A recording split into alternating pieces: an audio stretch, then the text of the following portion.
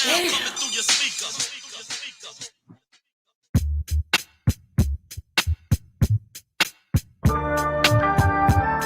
This is Flow, a poem by Watts 1965.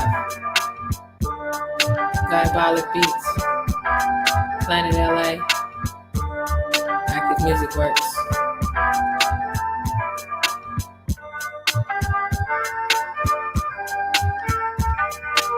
Expectation causes suffering. Living life of mystery, separate. Yeah. Confusion, illusions outside your eyes. Standing on your insides, all surprise. The mind becomes numb, mentality's dumb. Knowledge of self is the beginning of wisdom. Knowledge of self is the beginning of wisdom. Close your eyes, see a little clearer. Living off a perch never made you search. So more in life for a better kind of meaning than dreaming while living in a nightmare. Eyes flare while counting eggs, hatch shoulda, woulda becomes a deliberate venture. Substantial consequences, thinking of possibilities like survival through false realities. Slanging the ills in palms of babies. Mentally ill public school training. Shit we already know, but being vows we just know. And so being a stranger to yourself, how can you knock off the remnants of slave help? What makes we so notorious? Do we even know what's all the fuss? Impose amnesia, rehearse the trust, like undeveloped Negroes in us. Danger, danger, makes hearts combust. Those who know sit back nonplussed. That planetary thoughts must realign to define time's rush. Hush.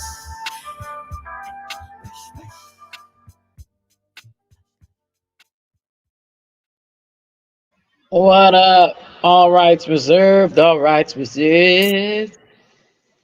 So, this is the Tommy Cole Show. What up? We're going to get into the mythical magicals. What up, Positive Queen? Hey, if you would like to come on, I'm sending an invitation to all. I'm going to put it in the chat. And if you want to come on here and give your 3 cents about whatever, you are more than welcome to do so. All right. Now, some people may say, Tomiko, we didn't know you did this here. And I would say, yeah, I just don't be telling everybody and everybody business. You know, this thing is weird. Okay. It's making me look like I'm. Anyways, yay. I'm so excited. So I've been smudging my cards. All right. I've been smudging. And we're going to read some things and talk about some things. And then I have the rider weight. Of course, you can't be anybody who you say you are without just at least one pack of rider weight. But I also have, for my Juneteenthers, my African American pack. Okay, so we're gonna do those too. All right, and yeah, that's what we're doing. And we're gonna do some current events, and I have different ways I'm doing things. So if you choose, what's my Cash App? Oh, thank you for asking. Right here. Where is it? Where's that? Bam.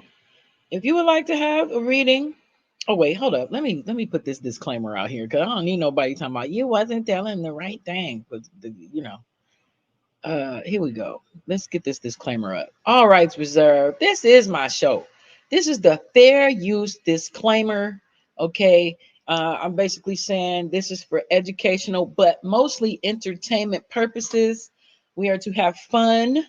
We are to tap into our metaphysical and physical spiritual entity energy.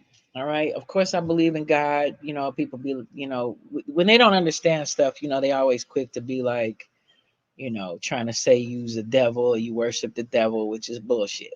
Okay. Hey, Tomcats. That's right. We are Tomcats around this piece. So what's happening tonight is I'm definitely doing my Kizards, but I'm also going to do current events in between. Now, this is the options. I give people options. You can say you want the rider weight. You can say you want to get an African American situation. You could get both. I'm gonna tap into the Bible as well. Like if you feel like you would like to get something from this book and it makes you feel better, because there's spells in this book. I don't know if y'all know this. The King James Version definitely has, especially Song of Solomon. But I also have my Odu. So for those who might want to tap into the Orishas and things like that. So I'm gonna do that as well. Now, usually when you do the Holy Odu, okay, book, which basically it's like it tells you based on the energy where you are and what's about to pop off, or whatever insights you need to know. And usually you're supposed to have like a bunch of these little things you flip around and bam, and then it goes into these different binary codes and all that. But I ain't doing all that for $1.99. You want to get one of them real ones like that, not to be like them Nigerians, but it costs a little more, and then we get a little deeper. But just for YouTube purposes, we're gonna have a little fun tonight. So I don't really know where to start with this thing. So I'm just gonna say, first of all, thank you for tuning in. This is so much. I'm just having fun. It's like my own little PJ party, okay? And I'm wearing my glasses because my eyeballs is old now. So all right, does anybody want to start? Since you are here on time, let's just do some freebies, okay? If you'd like to donate based on what I'm telling you, and if it seems accurate, then you give $1.99, $2, or whatever you feel like donating to my Cash App. My Cash App is Tomiko Show TV. Now let's get into it. Mom, Yes. Hold on. Let me. somebody's saying. Oh well, wow! Thanks, Winnie Mays. Okay, Winnie Mays, that's what's up. Here, son, you don't have to announce that every time. And thank you. I don't have my phone. My son is 12 now, so he has taken over my phone. Take the phone and skedaddle. So you guys let me know if you putting money in the Cash App and because I won't know. Leave, son. What do you leave, son? Or are you gonna come on camera? Okay, get out. I'm gonna tell you. No, I don't need you to do that. Oh my God. Bilal does this every time. Son, leave, son. Please. Thank you. I love you. Peace out. Thank you. Close it all the way. All right. That's my little one. He is awesome. So I have this table that I've been trying to sell, but I guess I'm supposed to keep it. It's got pentagrams on there, and I know my mother was thinking I worship the devil, which I do not ever. Okay. I wonder if I could show it to you. Let me see if I can show you this table that I'll be using today. I guess you can see some of it. But it's a little table. All right, and I'm going to use it as a mini portal. So when I use the card, I'm going to just put it on there. Oh, snap. I'm going to put it on there. Now, y'all know Las Vegas is a portal. You know this, right? Las Vegas is definitely a portal. And if you ever watch Poltergeist, you already know what's up. Got my little candle. I'm putting on the little table. Basically, a lot of this is Indian burial ground, right? And they didn't give a crap. They just killed people, took over the land, and buried them where they was at.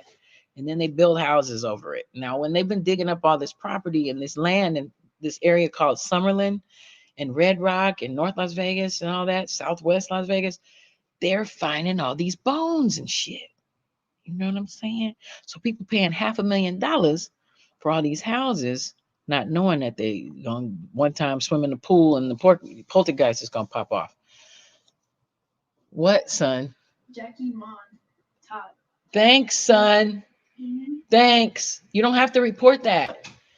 For those of you who are donating, thank you. Give thanks. Let's get busy.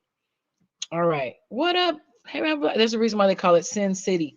Well, yeah, did y'all know 79? I might play a clip of that. 79 people died in a fire at the original MGM on the strip, but they don't talk about that. Of course they wouldn't. I mean, who wants to, hear about that? All right. So Winnie Mays, did you want to pop on here and let's do a little some, see what we could tap in? Or do y'all want me to just do a general thing, or do you want me to do current events first and just get into that first? Y'all let me know. All right. You said my youngest daughter lives in Summerlin. Yeah, my children go to school in Summerlin. I drive to Summerlin every single day. I even did it today because my son had swim lessons. Yeah, that red rock is no joke. Oh yeah, there's a lot of stories in that red rock. So Winnie Mays and Jackie, thank you for donating to the Cash App. So I want to see if you would like to go on and tap in right quick. Is there a question that you have? I would like to help tap into that. And then after that, you're going to let me know if you want me to use Rider Waite or the African American. And then I'm giving y'all options. We could come out of the Odu as well. Get more bang for your buck. All right. This is really interesting, this one right here. I dated a Babalao. Shout out Mr. Akalana. And I had the opportunity to be in some experiences. I'll just leave it like that because I don't want to go tapping into, But I've basically seen a lot. I've seen some things, okay? And one of them, I've learned and read some very interesting study about Ifa, for those who do not know. Do a general. All right. Well, it's a Sagittarius moon right now, right? And basically, tomorrow is the first day of Cancer. In some books, they talk about today is Cancer. So if you are a Cancer out there, that's like usually June 21st to like July 20th, something like that, July 19th, 21st.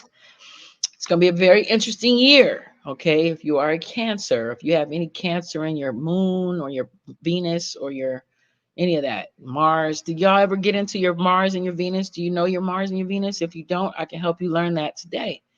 And why is that important? Well, a lot of people don't go past their sun sign, but if you want to like learn how you love or like really understand why you love the way you love, that would be your Venus. And your Mars kind of gets into like your intention of things, like what you really dig in. You're a Libra. Okay, do a general. All right, so in general, we're going to see, I guess, do you want to know about your economics? Do you want to know about your love? What you want to know? Love, money? No. She said, no, I don't want to know no fuck love, right? Love sucks right now.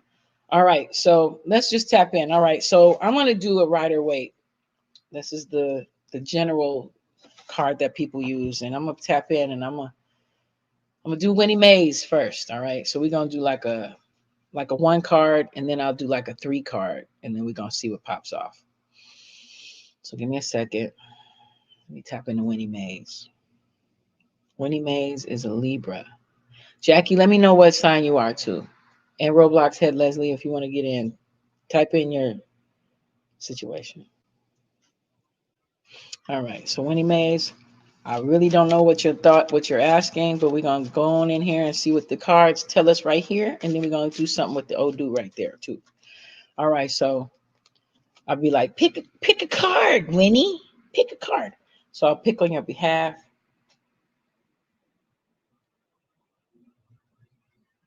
What is Winnie Mays working with?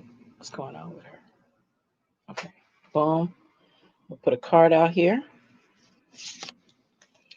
Okay. It's inverted and it is the Judgment card. All right. So apparently that's interesting that you're a Libra because, Libras deal with always living in balance. They always want to do the right thing. They always want to be good. They always want justice for people. So something in your life is considered being very unjust. Like something is happening in your life that is not being a very just and fair situation. And you need to really tap in with yourself. Take time, maybe 20 minutes a day, to really understand how to be, whatever your situation you're dealing with, you need to understand that to get fairness in whatever the situation is, you need to take time and think your way through. Like Libras are excellent thinkers. Matter of fact, some of the best attorneys we've ever had are Libras because they really, even if it's in your Libra moon, but if it's your sun or your rising, it tends to make you want to always promote justice. So something's not fair in your life, and you need to understand how to get where you need to get. You can think yourself through it. I don't have to tell you that part. Like you can really figure out like for yourself if you just take a moment to think like, how do I make this more just, make it more fair? Because something is not right something's not fair for you. Okay. Something is happening that's not fair. You know what it is? Okay, so take time to meditate on that, pray, and ask for insight because it's already inside of you. You just have to not be afraid to activate on whatever that is. All right. When it's upside down and inverted like that, we have a special guest. I'm so excited. Dragon Billy. Dragon Hey, Billy. how you doing? How you doing, sister? What up? Not too much, sister. How you doing? What up with you? Reading. Groovy, groovy. So look, Dragon Billy, do you mind if I tell the audience I that don't mind at all. he's a witchy poo? I love my witchy poos. I do. All right. So Dragon Billy's gonna hang out with us today, and he's going to just give whatever you feel like sharing, insight, understanding, energy, etc. Okay, I'm not gonna put you on the spot like that. I'm gonna put us on the side right here. All right, like Okay, right. sister. Put that right here. Not like that. Not like that. Not like that. Not like that. Not like that. Okay, more like that. All Groovy. right. So we're going to. We're not doing current events yet. We just got started, and Winnie Mays has shared some energy. And let me see if I can find a full moon image on here because it's All a right. full moon tonight, and it's the Sagittarius Mm. moon. And what does Sagittarius moon mean? Do you know offhand, or do I need to? Honestly, I don't know what a Sagittarius moon means. All right, let's see if I can get an image of a moon on here so we can be all spooky and stuff. All right, hold on. Let me get a moon on here.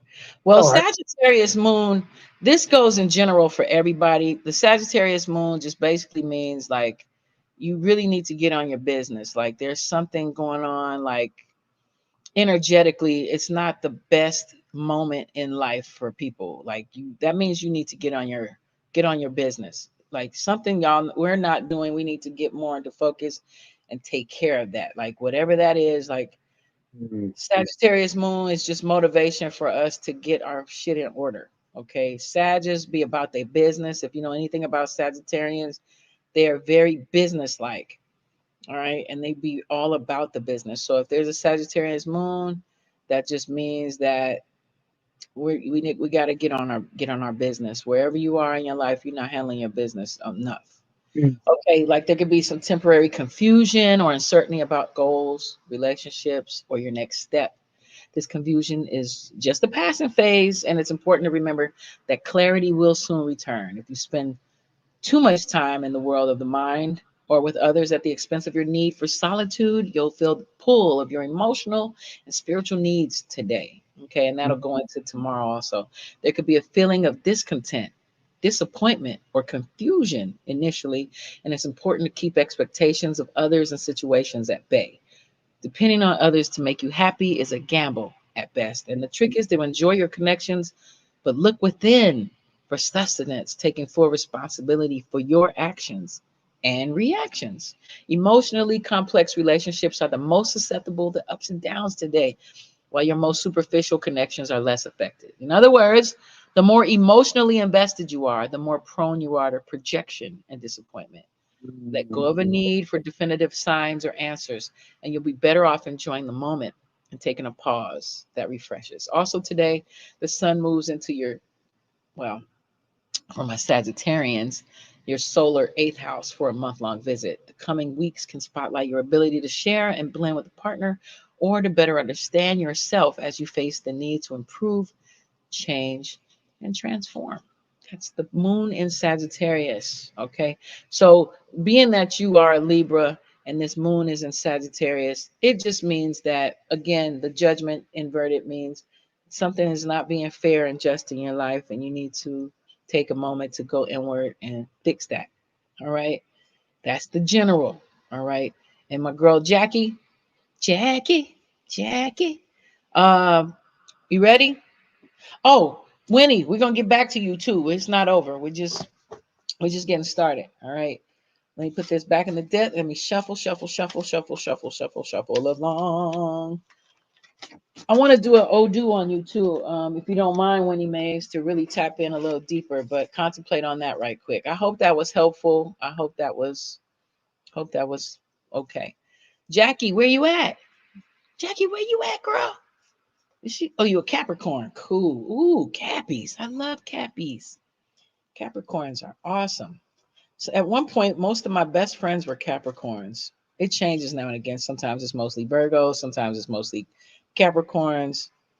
Usually Capricorns. I love my Cappies, and sometimes just Aquarians. All right, Jackie. Here we go. Bippity boppity bacon. All right, here we go. Let me. Okay, Jackie, think about something you want to know information about that might be on your mind, real heavy. Okay, we're gonna see what it do. All right, here we go. All right, we're gonna be boopy bop bippity bippity boppity. Bam. All right, let's see what's happening here. The lovers. Now, just because it says the lovers doesn't necessarily mean it's about love. Okay, but it could. You know what's up with you, but it's right, upright. So that means that there's a. Oh, look at the thing about Rider Waite. There's a lot of art on here, and everything in here is symbolic. But there's something coming towards you that is really wonderful, really, really great. It's a lot of love vibration and love energy. You're going to be blessed in a very special way. Not necessarily with a lover, but maybe so. Love is in your heart and something's going on. You're a very loving and passionate person. Usually you be all about your business too. Capricorns be about their business too, just like Sagittarians, but in a different way. They're usually managers, they're usually bosses. Okay. They usually be running stuff, usually. So with you, it seems as if there's going to be some love coming your way, or you're going to be sharing love or giving love. Okay. And you see that number up there? That's the number 6. So 6 days from now, or maybe 6 months from now, not 6 years, it's coming soon. It's like within the 6 days or something like that. You're going to see a tremendous difference in your heart chakra. Like it's going to be some powerful love energy popping off.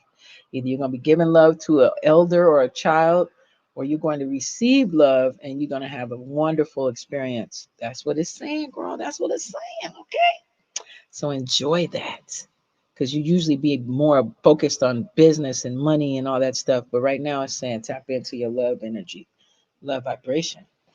All right. I hope that was helpful. I don't know if that was valid, but we just throwing it out here. It ain't me, it's the energy. Okay. I also have this book, a really powerful book. I need to go get it off my bookshelf. Is it in my bookshelf? It's over there. That book is on point when it talks about when you like, if you want to know specifically about a relationship. I got a book where I put in your birthday and I put in their birthday, and then they tell you where the planets was when y'all was born and all that stuff. And man, everybody I've used that book on says I'm 1,000% accurate. Like it's not me, it's the whatever energies. Dragon Billy, did you, Jackie, was that helpful at all? Nikki. All right. Now, first of all, do you want to do Rider Waite, or you wants to do the black people's one? We got the black people's one too. We're gonna tap in. I'm gonna do all of them tonight, whatever y'all want to do. And then if anybody wants me to go into the Odu book, we could do that too. Nikki, you got an option? What you want to do? Rider Waite? We can start with Rider Waite because I'm gonna do the rounds again with Jackie and Winnie Mays too. Black people's. All right, we're gonna do the black people's ones. All right, let me burn a little sage on that because I haven't used these in quite a bit. Hippity boppity. Got my sagey sage on deck. Do you use sage, Dragon? Yes, I do. Yes, I do. I'm trying to be careful with it because there are some people who say the sage may possibly be going extinct. And then there's this issue with depending on where you're getting your sage from, unless you're growing it yourself. There, people are saying you may be invading some kind of lands of other people if you're taking sage from over there. I've heard that. Okay, so there's different kinds of sage. There's the white Yes. sage, and then there's the other kind of like more greener sage, and the sage the grannies used to put in the stuffing. The name of this book is called The Holy Odu. It's a collection Mm. of Odus from the Ifa literary corpus, like the Book of Mm. Ifas and things. These sacred teachings have been passed down orally, okay, for Okay. thousands of years, only to be first written about in the 20th century. This Mm. collection contains a small sampling of the entire corpus. That means a whole Eshu. Like there's a whole bunch of these. There's 16 major odus and one essay for each of the minor odus. That's language, whatever. But if you Mhm. want something out of here, I got you. I got you. All I got right. you. All right. And also, of course, don't sleep on the Holy Bible. Like I said, there's definitely spells and all kinds of stuff in this book. I know people don't want to believe that, but it's facts, baby. Did The you Book of Songs. The and Song of Solomon? Did you ever have that granny that used to put money in the Bible? Like in my family, no, black no, folk. but one of my grandmothers, this is my mother's mother. She was obsessed with Saint Jude because she was convinced that Saint Jude brought money in if you burned candles with his image on it. Mm. You said you won't buy sage from the liquor store?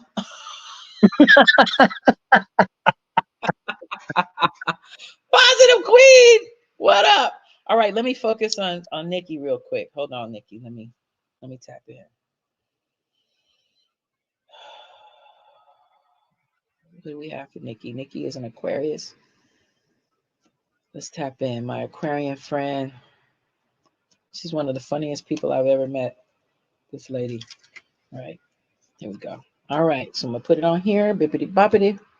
Bam. Woo! Right off the top. The Hangman. Upright. All right. So the Hangman usually deals with. Well, we're not gonna go into what it deals with. What is it dealing with her?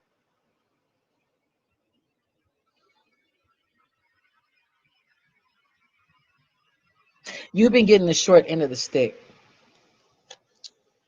And the way you can fix that is to definitely tap more into your spiritual energy. Okay. You need to, whatever that means for you. If you need to take you a good ritual bath, I would suggest for you, Nikki, because you haven't been treated fairly. You haven't been being treated fairly in different ways in all different areas of your life. You need to take one of them good old baths. All right. You need some baking soda. You need you some sea salt. Okay. Hell, maybe a couple of drops of vinegar, and you need to soak. You sound like you need a good cry. You might need to go and sit in that tub when you come out that bath, though, you're gonna feel amazing. Okay, you haven't been being treated fairly. All right, it's a beautiful image, though. See that? You see all eyes on me. Those are little eyeballs. You've been feeling like you've been judged too. The theme is judgment. Okay, you've been judged, but you've been blind to the fact. You're blind, baby. You're blind from the fact. You need a bath, a good one, a good spiritual bath. And while you're in that bath, you need to make some prayers for protection. All right. Nobody's trying to harm you. You've just been hurt. People have been hurting you. You've been judged harshly. All them eyeballs, and you've been closed your eyes to it, like just trying to get through. All right. I don't know if that was accurate. I don't know if that's valid. This is from my homegirl. I don't know. You gotta let me know if that was accurate. Yeah, they sell sage. You can. Oh, Positive Queen, thank you. My 12-year-old son is officially a teenager. He took my phone out the room, so I don't know. You got to let me know. Okay. Positive Queen, you sent me a big time $5. Nikki, I hope that was valid. All right. Now, my friend Positive Queen, did you want to do the Rider Waite, the Black People's cards, or you want to try this old dude? All right. Let me know. Because I wanna do that for you. I don't know. I'm feeling that for Positive Queen. Yeah, take that bath, Miss Nikki, and you'll feel 1,000 times better. Baking soda. I don't want to tell you how much to do, but the bath will help you a lot. All right, so I'm gonna do. Let me see, Jackie. I don't know why they would sell in the liquor store. You know what? It's all about intention and the quality of the sage. You could buy this sage at a farmer's market, flea market, and if you don't feel right about getting it from the liquor store, don't. Buy it from a person that put intentions on it. But I mean, I've even during the corona, I bought sage from Amazon. I mean, you do what you got to do. It's good to keep it around. you know my daughter swears we have a ghost in our house, a spirit. And the dog be getting up in like 2 in the morning, just barking down barking in the hall and stuff. So let me see. Positive Queen, Which one? Do you have a preference? I want to ask you. Would you like the Rider Waite? Would you like Black Peoples? Or you want to try the Odu or the Bible? Let me know something. All right. We're gonna go rounds. I'm gonna go rounds with y'all. We're gonna do let's try the other deck. You're gonna try Rider Waite or the Black Peoples. I don't know what the other deck is. This one is called Rider Waite. This is the traditional tarot that people use, and then this is the very lovely, nice imageries. Um, number two, this one. Okay. All right. So we're gonna do. They call it the African American deck. I just thought it was cute. Pretty art on it. It all has the same energy. Hold on, let me think. I'm feeling nauseous. Ooh, positive queen, girl. Something's going on energetically. Hold on. That's why I had to cover my bald head. Oh yeah, I shaved my head by the way. Oh, hold up. Let me cover it back up, child. Ooh. Yes, I did. Yesterday, Juneteenth. Freedom Day. All right, here we go. Let me tap into positive queen. Positive queen. Something's going on. Hold up. Ace of Pentacles. Mm. Are you? I don't mean to put your business. I'll keep it very general. You dealing with some kind of health issue? You got a health issue cracking off. You need some help. Okay, you see how this image is? Yes, I need to paint my nails. Leave me alone. Uh, Holding a child by the feet in their palms is some type of care you need. You need some caring. Something's going on. I don't know when the last time you've been to a doctor. Get yourself checked out. I don't know if that was too deep. Okay, and you see the Orisha up there taking and protecting. Whatever it is, you're gonna be all right though. All right. But this is kind of like, you know how when we were growing up, I don't know about y'all, but I grew up, I really did think that God was a white man with a white beard, white cloud, white chair, all that until I took this Black History, Black Studies class with Dr. Sensalo at Cal State Long Beach, and it threw all that out the window. But this imagery is just showing an image of whatever perception of God, and He got you. He got you in the palm of His hand. He got you, whatever it is. And you see that other baby down here relaxed, the little angel right there? They're relaxing.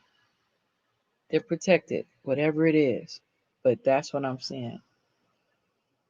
Hmm. Okay. All right. I'm feeling nauseous, y'all. This is like, wow. All right, let me. I don't know if that was accurate for you. You don't trust. Okay, herbs. Like you need a detox. Get a detox cracking. I don't know. That's what it's. That's the energy I'm getting. It could be wrong. I mean, it's all entertainment purposes. Okay. Something's popping though. That made me feel sweaty and nauseous. I don't know what's happening. All right. So, Dragon Billy, you ready, honey? Would you like I'm to talk? ready. I'm ready. And then that does not to be negative. That just means that it might be time for a rebirth of sorts. Okay, a recharge. Okay, not necessarily uh, bad. It's just something that you need to adjust.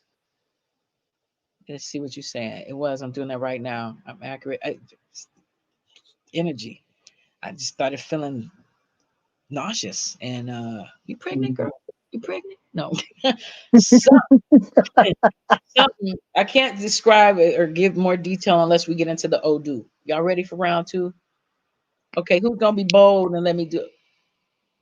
Yeah, yeah, it's not negative per se. It's just meaning something you need to clean up. There's something that needs to be cleaned up health wise. Like you need to go and get that cleansed, get that colon cleanse or something like that. Get that detox popping. All right, who's ready? Oh, Dragon, I was gonna do you. I was gonna do you. All right. Dragon, Billy, here. Do you have what sign are you? I'm an Aries. Aries fire. I'm an Aries sun sign. I got a Virgo moon, and I'm a Leo rising. But I'm also an Aries Venus. Whoa, that's why we get along. See, yeah, I got a Leo rising and a Oh, Pisces moon. That Pisces moon be getting on my nerves. I swear to you. Be having mm.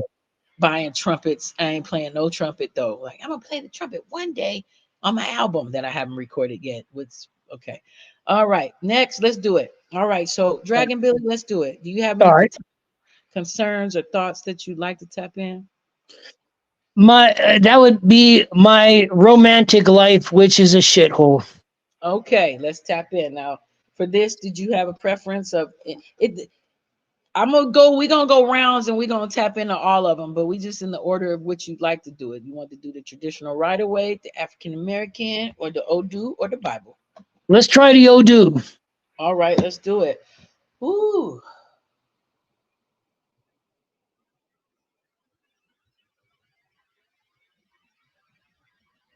Dragon Billy. Relationship.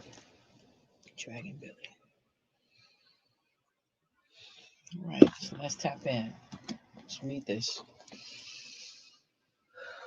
Dragon Billy wants to know about his love life.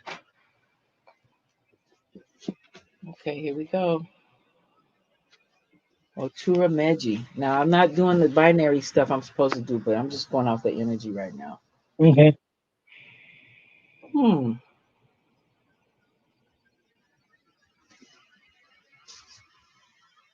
Mm.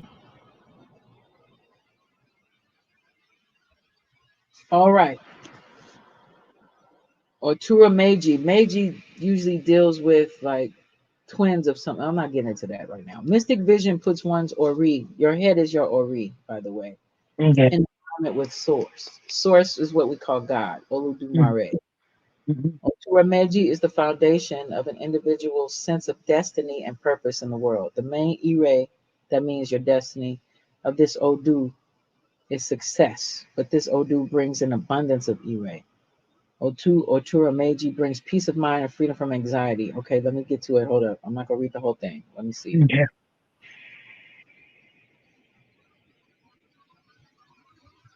Oh, okay. So, Aries, this goes in with the ego. Okay. Have you been overlooking certain people that might be checking for you? I'm not entirely sure. I know that in the past, a very small few women have actually told me that they were into me, but not to put anyone down. Some of these women have not exactly been on the up and up. Like, for example, maybe about 2 years ago, there's a woman who's homeless in the streets of Hollywood, who's a recovering crystal meth addict who was saying she was into me, and she's Pause. missing teeth. Okay, so, oh, okay, so funny. Okay, it says, so basically,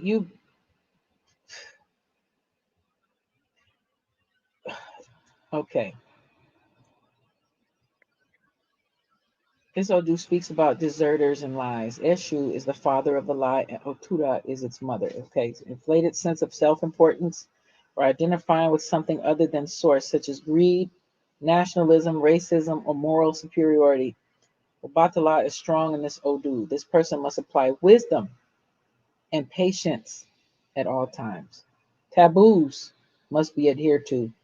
Do you know what your taboos are? Sometimes when you get a reading, they can tell you certain things of like certain things you should not eat, certain colors you should not wear, Hmm. certain activities you should not be doing. And when I'm not Mm, going to put you on blast, okay, you know what that is. yeah, I don't know what my taboos are. Okay, are you okay? I wanted to. This person is very blessed, but ethical behavior is a must for your E-ray to manifest. You must not hurt other people's feelings with careless comments. You must have a forgive and forget attitude. You must know when to rest, for you easily suffer physical or nervous collapse due to overexertion. Mm, You should make an offering to Eshu frequently for okay. This person will be blessed with a very good spouse, possibly has relatives working against you. Watch who you help out, they will pay back with evil. and then it goes into some other things, but I don't know. Hmm. During the course of delivering divine message to, okay, we're not getting into that. That's too much. I don't. That's a private reading situation. But basically, you could be overlooking someone that's right around you, or there's some new ones coming. Consider how you may communicate with people. Be very kind and use wisdom when you talk to them. Okay. All right. You The really last. go I'm ahead. sorry. Please. Well, sister, I was going to say that the last woman I was actually involved with, which I kind of feel weird about even saying involved because we didn't actually do anything. That was my a good friend of mine by the name of Lisa, who we still communicate.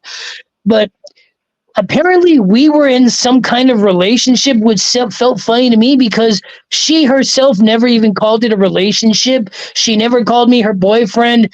She never, questioned why I didn't call her my girlfriend because she never told me completely exactly what was up. But all I knew is that she had a lot of very serious trauma that she wanted to work through, in therapy, and she asked me to go to therapy with her, and I was more than glad to go to therapy with her because she's got a lot of issues involved regarding sex, but Lisa is currently unemployed and she's struggling for a job. And while she's trying to find a new job, she can't even think about, sex or anything like that. And so now pretty much being, involved with her is putting my life on hold while she's trying to get her life on back on track. And everything just went off the rails. Okay, that's called trauma bonding, and you don't Hmm. need that. So Okay. yeah, but with that, just be kind, but stay away from that. That's why it says use wisdom. It would Okay. not be wise to exercise any relationship. That person's not in a healthy space. They will All right. just drag you down and cause frustration. And you're not supposed to have frustration with your love relationship. You're supposed to have Mm. enjoyment. Okay. All right. Um, Sex is an important factor to you, and you Mm-hmm. do not enjoy that with one who is dealing with a lot of psychological distress. All right. Mm. So Okay. always use your ori, use your head. Don't not your heart with this one. Okay. And but be patient because the one for you is coming. All right. Not that one though. That's trauma bond. You don't need that. All right. That's karmically wrong. Like maybe y'all were whatever in a past life. I gotta go get my other book to tap into the love stuff. Real like that book is amazing because it puts the birthdays together and all that. But yeah, that's not it. Based on what you're telling me, Lisa's not the one. All Okay. right. Yeah. Okay. Moving on with that. Let's move to the next phase. All right. So let's see. Winnie Mays, come on down. No. Winnie Mays. So we used Rider Waite with that one. So now we're gonna use the African American. You ready? Where's Winnie at? All right, Winnie Mays. I'm not sure what do you have a question? Another question. Tap in. Write a question in the comments. All right, and let's see what pops. Let's see what pops off. Same with Jackie. And Jackie is saying to you, you have standards, which is understandable. All right. Keep your standards. Don't be unwise. Use wisdom and patience in with your next spouse, your spouse. The one who's coming for you will bring enjoyment, you know, and they are not going to stress your nerves or have you doing too much unloading. Okay.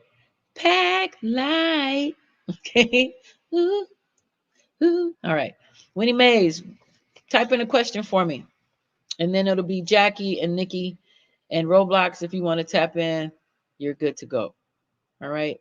Type in a question. Let's see what pops. But while we're waiting, let's go into the current event while we're waiting. All right. Oh, you read it. Financial matters. Okay.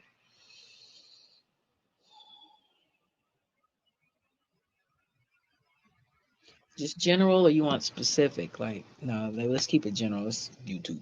Okay. Okay. Winnie Mays wants to know about some financial issues.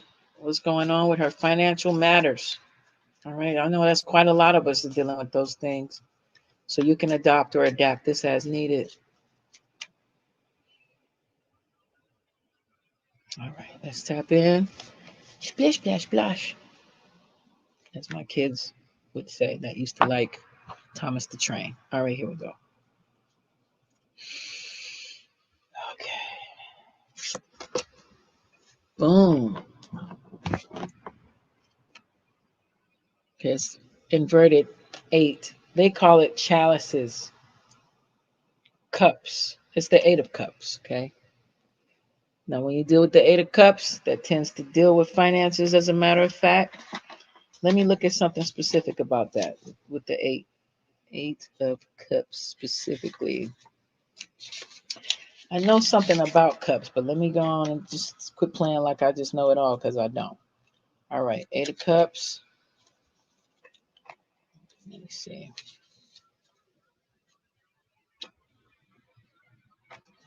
Eight of cups.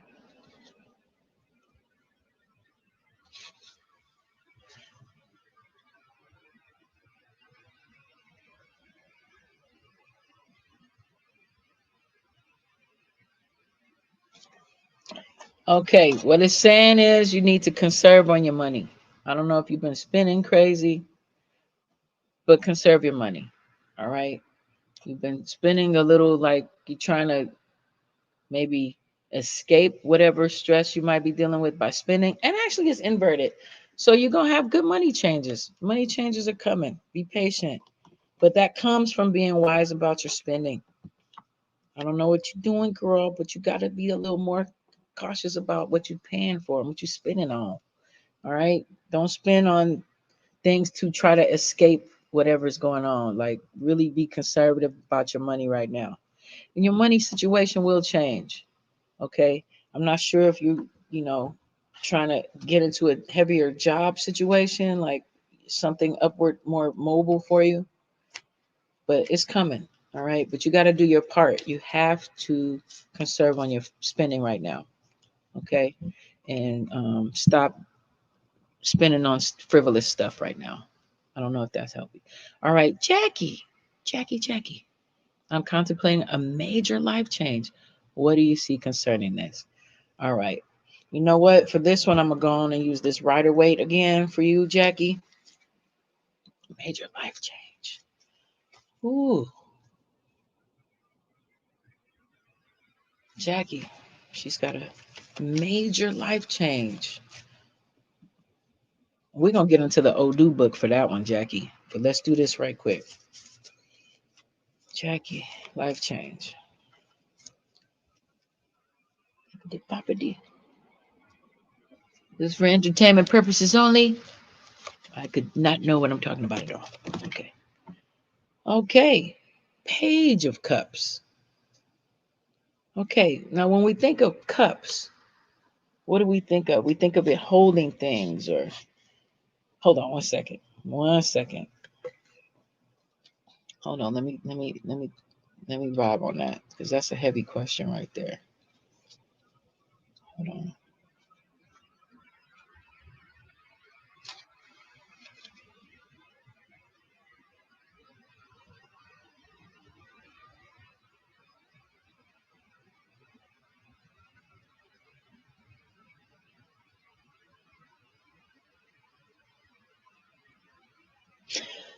It's going to be positive. It's going to be a productive and good thing, whatever that is. Whatever this major change is, it's going to be something necessary and something you need to do, and it's going to be for the better. Let me get into the Odu for that. Okay, let me get into Jackie. Jackie has a major life change. What's happening?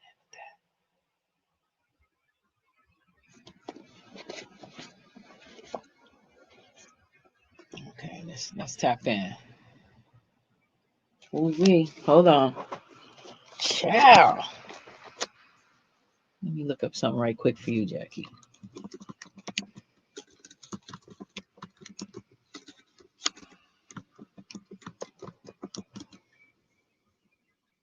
Okay.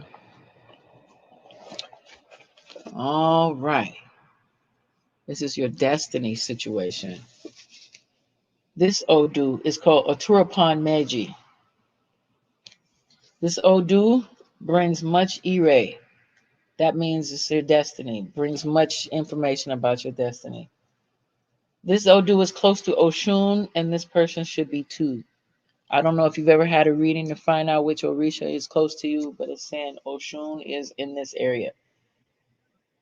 Oturpan creates the maintenance of health. The Odu clearly invokes infectious disease as part of the cycle of degeneration and rebirth, but disease carries with it the potential for immunity from future contact with contagions. The immune system uses disease as a cleansing process. Oturpan Meji is a sign speaking of the birth of the cult of Egungun. That Egungun deals with like for real like ancestor worship about which okay, speaking of the birth of cult about witchcraft and the occult, it is also a sign speaking about the reasons for weak health and diseases. A weak immune system can lead to serious illness and death. Disease can mean an unhealthy relationship with nature. In the Turpan Meiji lies the answer as to the source of disease and the info needed to maintain a strong immune system. Usually, when we heal from an illness, we come out stronger as our body now has the antibodies needed to fight off the disease. In EB, Oturpan leads to the spread of disease. Okay, let me summarize this. Okay, hold on. They can be stubborn to a fault, must avoid thinking they are smarter than everyone else. A change of attitude is needed. Ebo to Eshu. See, when we get too deep, it's gonna be asking me to you got to make Ebo, and I don't want to. I don't know if you want to. We're not doing all that. All right, so hold up. Ebo means like when you give a certain like a sacrifice to get this thing going. Like it depends. Like sometimes they may have you go to the crossroads and you pour out some gin. Like a lot of black people in America use gin when they do make like a give something like a plate of food to an ancestor on an altar, or like when they tell you to make ebo is some type of like sacrifice, like to get what you this major transition thing you're dealing with for success. They would be like gin, for example, would be used, or tobacco, because those were the things a lot of our ancestors in America helped raise crops of, like whatever the grains are to make gin is a big thing. Or like a lot of maybe my friends, families, maybe from Jamaica or the islands, they would use rum, right? And you pour a little bit at the crossroads. Now, you live in the city like me, the crossroads would be literally like, in the middle of the street, you pour out some gin while you're giving dedications. That sounds bizarre, right? But crossroads in the country would be like, when certain paths meet, or sometimes depending on which Orisha you tap in, it could be at the cemetery, at the beginning, the doors of the cemetery. I don't want to get into all that right here. Okay. Basically, I'm not sure if it's dealing with health, mental health, physical health, but it's just basically saying like you need to really contemplate what you're doing because it's going to change your life in a big way. So make sure you take a good thought about what you're about to do, and it's not going to be a bad thing, whatever that is. It's going to be for the good, for the greater good of technology. I done spilled that candle on my pentagram. It is what it is. Ooh, everything is a symbol and everything is a sign. So whatever you decide to do in that manner, if you decide to do it, make sure you fully pray and think about it, and it's going to be a progressive thing for you. Progressive, progressive. The word is progress. Okay, and leave whatever it was behind. I don't know when the last time you cleaned out your closet.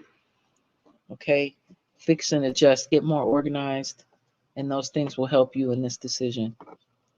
Okay, make like clean your house, like put some sage in the corners, burn sage throughout the house, and it'll help attract more positive energy into your realm. Okay. I'm not mad at taking that spiritual bath for you too, Jackie. You got to take a spiritual bath. Make it really works. I have a whole book of them, like downstairs. I have it called ritual baths, and there's different kinds that do different things. But like for Nikki, for example, definitely do that baking soda, sea salt bath. That'll help you out a lot. That helps everybody though, right? A lot of people. I don't know if that helped. I hope that helped. I hope it does. All right. Nikki. All right. So Nikki's still on here? Yes, praying for positivity for Jackie's life changes. Absolutely. It's for the better, it's for the good. Okay. It's all good. and get rid of people who like clean out your phone too. Like all of y'all, clean your phones out. If there's people you know you ain't about to be talking to anymore, why are they still in your phone? Everything is space. Everything is space. Clean out your closet, get rid of old stuff, delete and block people that's not in your corner on a real level. Get rid of them. You want to hold me to whatever I've said?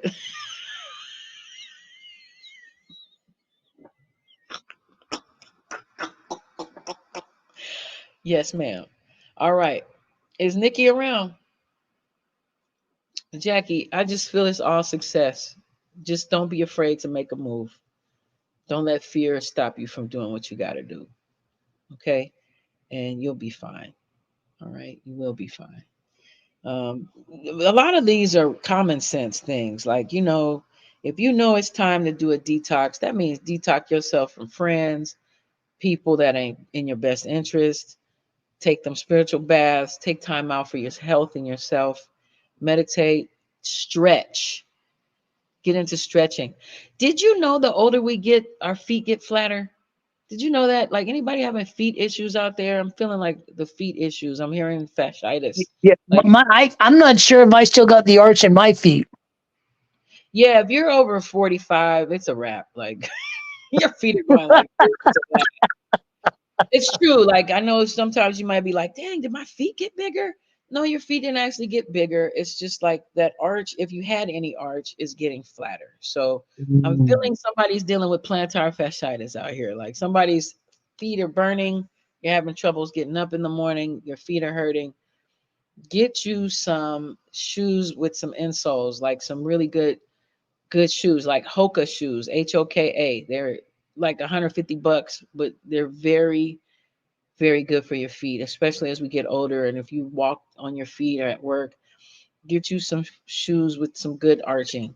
I can't afford all that right now, but look, this is what I got. I'm gonna show you. I'm actually, why am I wearing them right now? I'm tripping. I was wearing them earlier, but I got these for $9 from Walmart. Order them on Walmart. Okay. These little thingies, lifesavers. I put them on my feet and I put my shoes on. So what they do is give you a arch in your shoe. Mm. See the little lump? The Hmm. dirt because I ran outside like a dummy today. But what you do is you put them on your feet and it puts the little bubble part where um your arch is not there. So you won't be having feet issues. All right. So you won't be having knee issues and that'll help your hips out and definitely stretch. Wow, my feet do tingle now more than when I was younger. It may have to do with blood circulation. Hey, what up, Third Eye Star Supreme?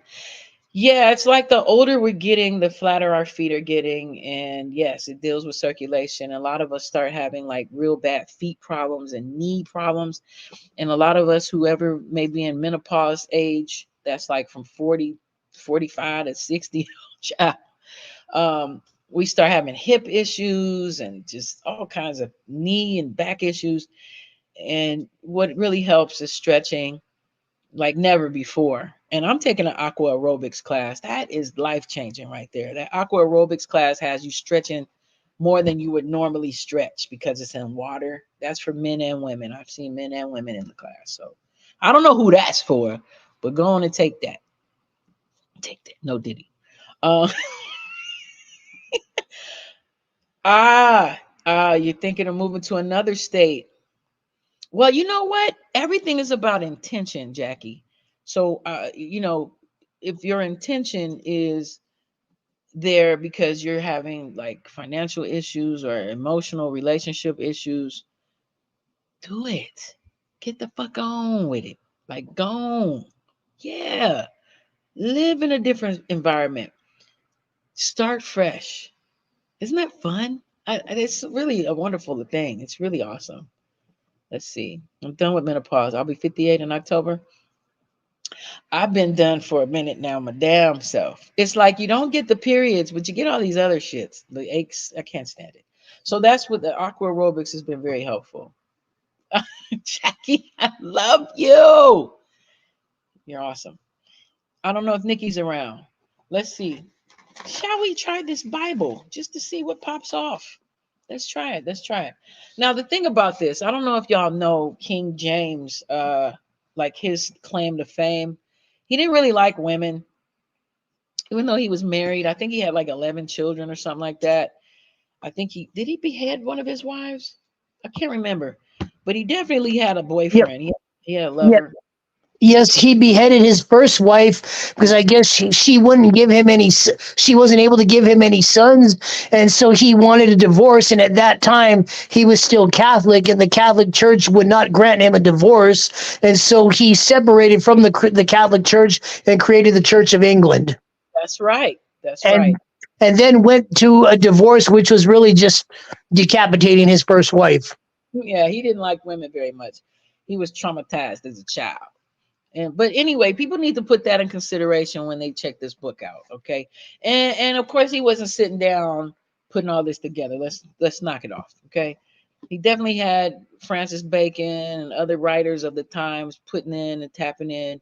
That's why it's all a jumble. And some pages and some stories are actually quite similar. There's like repetitive stories. No shade, no diss, you know. But keep that in consideration. All right. Remember, this is for fun. This is all intentional purposes, like educational. We having a little fun tonight. Let's see. My aunt. I love my aunt. She's not even my aunt. She's my cousin, but she's like my older cousin, Kelsey. She gave me some books to suggest to read for progressive. And Jackie, I'm feeling like I need to read Psalm 121 to you. Let's go to Psalm 121. If anybody got a Bible around, feel free to join in. Psalms 121. This is for Jackie. Jackie. Let's see. I bet people used to say that to you a lot, huh, Jackie, when that song came out, didn't they? I bet. Y'all know what song I'm talking about.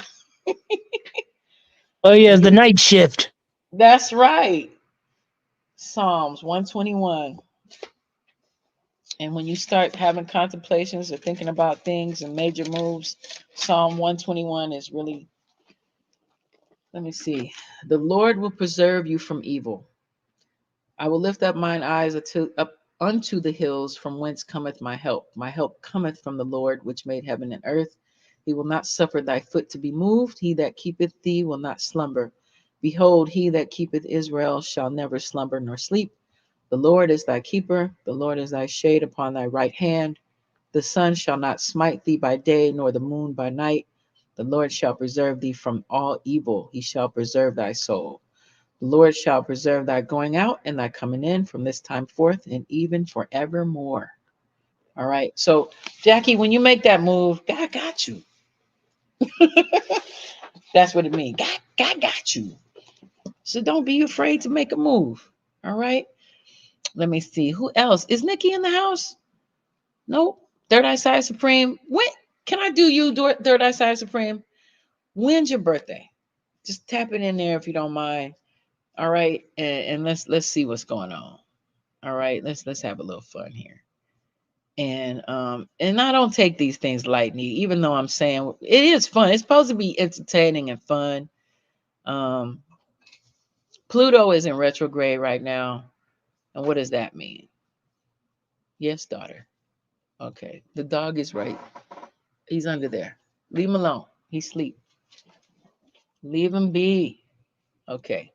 Anyway, the moon is waxing and it's in its waxing gibbous. The first quarter moon occurred on the 14th. Pluto is in retrograde. Let's look that up. What does that mean? What does Pluto in retrograde mean?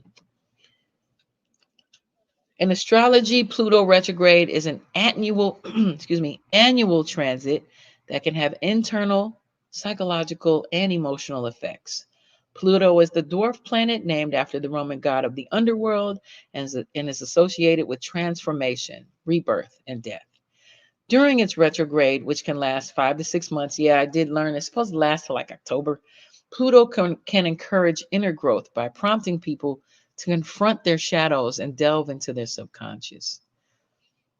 It's about self-examination. People can challenge themselves to address negative behaviors, patterns, and belief systems. They might also become more interested in resolving addictions or compulsive behaviors. Self-care is more important at this time. You know, you have to scrutinize how much you give of yourself, energy, time, and effort. You may realize that you've been sacrificing too much for others and prioritize self-care. That's the theme of this one tonight. Self-care. Okay, 8/8/1975. Ashe, Ashe. Oh. All right. August 8th. Oh my gosh, that was my daughter's due date. But she came July 27th. She came 2 weeks early. August 8th. Isn't that Whitney Houston's birthday too? Let me look that up. I think it is. Let me see. Whitney Houston's birthday. When is her birthday? August 9th. Okay. So yeah, I have a couple of family members who are August. Isn't Nana Vina's birthday is August 8th, I think. Anyway, August 8th, that's my Leo friends. Oh my gosh, I love my Leos. Leos are awesome. Let me look you up right quick. Let me go on here. Leo. Let's see what's popping for Leos right now. You're looking at people and you're placed with them in a new light, dear Leo. However, today's Sun, Neptune, presents a temporary blockage. You might struggle with what's true and what may only be wishful thinking, particularly regarding emotional attachments, relationships, and finances. It's not the time to be indiscriminate with your money, particularly when it comes to others handling it. Keep abreast of what's going on with shared resources. Trust, of course, is essential in a relationship, but sometimes others can slip. You might also need to draw some boundaries with people who may be pushing their limits, all right? Pushing your limits. Today's energies remind you to take things easy. A relationship or financial matter may be hanging in the air, but it may be better to observe and wait things out. Do watch for poor management of money and even feelings. Remember to exercise caution with shared resources to maintain your financial security. A month-long cycle begins today as the sun enters your solar 12th house. So for my Leos out there, um, yeah, the sun enters your solar 12th house. During this period, you can experience a greater need for a break from competitive energies or demanding situations. You are drawn to restful, relaxing, and healing activities. So that means be careful who you sharing your money with. I don't know what that means for you. Third eye sour to me, but somebody. Don't let them. Now, don't let. Hey, if take them in your room, honey. I don't need Izzy and Bill doing too much. All right. Don't know exactly what you're dealing with, but people are taking advantage of your money situation, and you might want to pull back on that, my Leo friend. All right. Right now, you need to get a little conservative with how you're sharing your money with people. Some are not trustworthy, allegedly.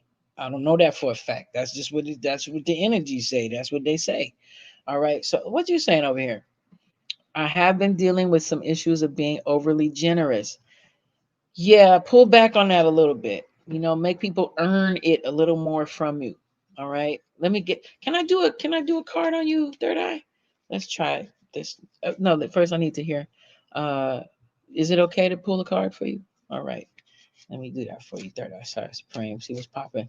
Did you want to know something more, even aside from that, so I can pull a card? You want to know about your love life, or do you want to know what's going on? Okay, let's just do a general thing. Let's see what pops off. Okay, it's for Third Eye Side Supreme, my Leo friend, super smart.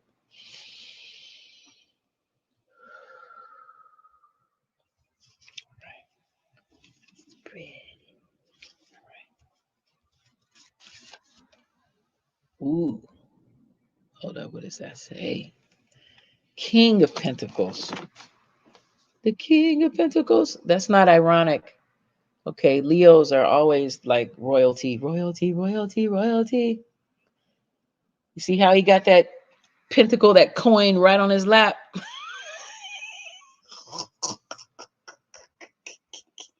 Hold your coins. Take a pause on that. All right. Yeah. Make sure you just keep up with your money. It's not that you don't have it, it's just that people can take advantage of that. All right. And you don't want people to think you's a sucker. I mean, it's sad that people think kindness is weak. That's only really American. That's an American notion. I even have a song I used to have called The hook is people fear the truth and run. Don't take kindness for weakness. And you're no by no means weak. I mean, you are a Leo, duh. I'm looking for my little book right here so I could be make sure I'm on it. King of Pentacles. Let's go.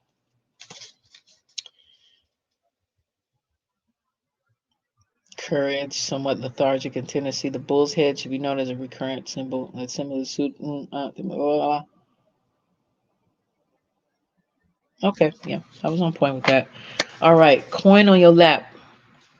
Keep it on your lap. Do not hand it away.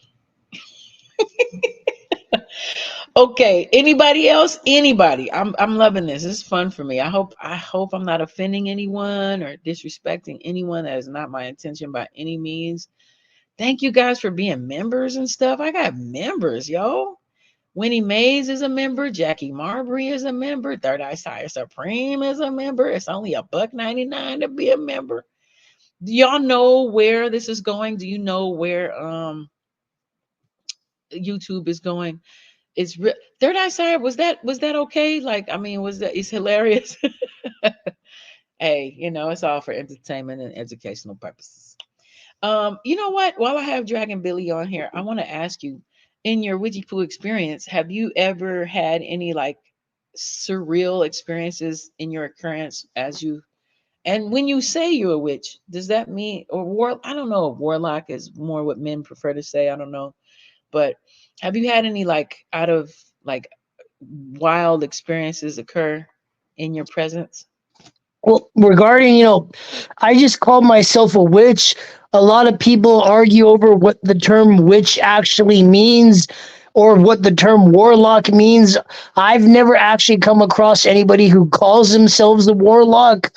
And I've actually even heard some people say that apparently the term warlock is supposed to be it's supposed to be derogatory because I Yeah. guess supposedly because of where it comes from. And I'm not even sure the full history of the term warlock. But regarding surreal experiences, once I started practicing, within a few weeks, I started noticing that every now and then something would almost fall on me, or things would come flying at me every now and then. And I started to notice that this was happening regularly. And I talked with one of the head witches of my coven, and she was explaining this is actually very common when you start to actually practice any modality, whether it's witchcraft or whatever, you're opening up doorways that start making your energy fly around. And so your energy basically affects your surroundings. And so things start happening like things may actually almost end up falling on you because your energy is manipulating your surroundings as you're walking. Yeah, that's true alchemy right there. That's one form of alchemy. The ability to change the room or energy in the room. A lot of people, especially the ones that I've been connecting with on YouTube, I can tell that you guys, ladies and men, are the type that when you come into a room, the energy changes. I could believe that with Winnie Mays. I could see that with Jackie and Third Eye Side Supreme, and definitely Nikki. I definitely know that I could just feel that. Like y'all have powerful, strong energy. Spirit. Where's Positive Queen on purpose? Where you at? Where you at? Are you still on here, Positive Queen? Anybody else out in the audience? I see y'all in the bushes. Don't be scared. Don't be scared. If you would like to tap in and just do a little something, yeah, look, it's donation is optional. You don't have to donate. It's just beautiful, and reciprocity is a part of energy exchange. It doesn't have to be any particular dollar amount or just even wishing good energy, wishing well is a wonderful thing. You don't have to donate funds. The reason I asked, so I looked up the word warlock, and yeah, it's considered a pejorative term. However, it really is just a man who professes or is supposed to practice magic or sorcery. That's really it. There's no big difference between a witch and a warlock, but witch is usually what they use for women. But wizard, and you know what, dare I say pagan. Now pagan gets a bad rap. Okay. I took a history of pagan class in college, and it was the most mind blowing, wonderful, amazing class I ever took. It deals with philosophy, really. But pagan just means countryman, one who deals with herbs. Like if you know any herbalists, they would be called pagans in old society, you know. And when the Christian era came around, they were frowning on countrymen, like people who used herbs to heal themselves, because the Christian folk wanted to, run that. They didn't want people to be thinkers. They didn't want people to be like dealing with the nature and the elements, so they call them pagans. Okay. Sometimes they have these images of people in Bulgaria or Germany that used to dance in the forest naked, having orgies and stuff under trees, right? That's one activity some people practice, you know but that wasn't everybody, and those rituals had powerful um reasoning. It wasn't devil worship. Okay, pagans aren't devil worshipers. Pagans are just people who love nature and tap in with nature. That's really all it means, and that's what I learned. Okay. Um and and people were afraid of people who would go hide in the forest. Like when the soldiers were coming to town, people knew to hide in the forest. They knew which berries to eat and where to hide and stuff in the forest. They became the forest people, because they didn't want to deal with the crazy society that was going on. And did you have anything to add to that? I wanted to also tell you about a couple of other, experiences that I had while in the middle of rituals.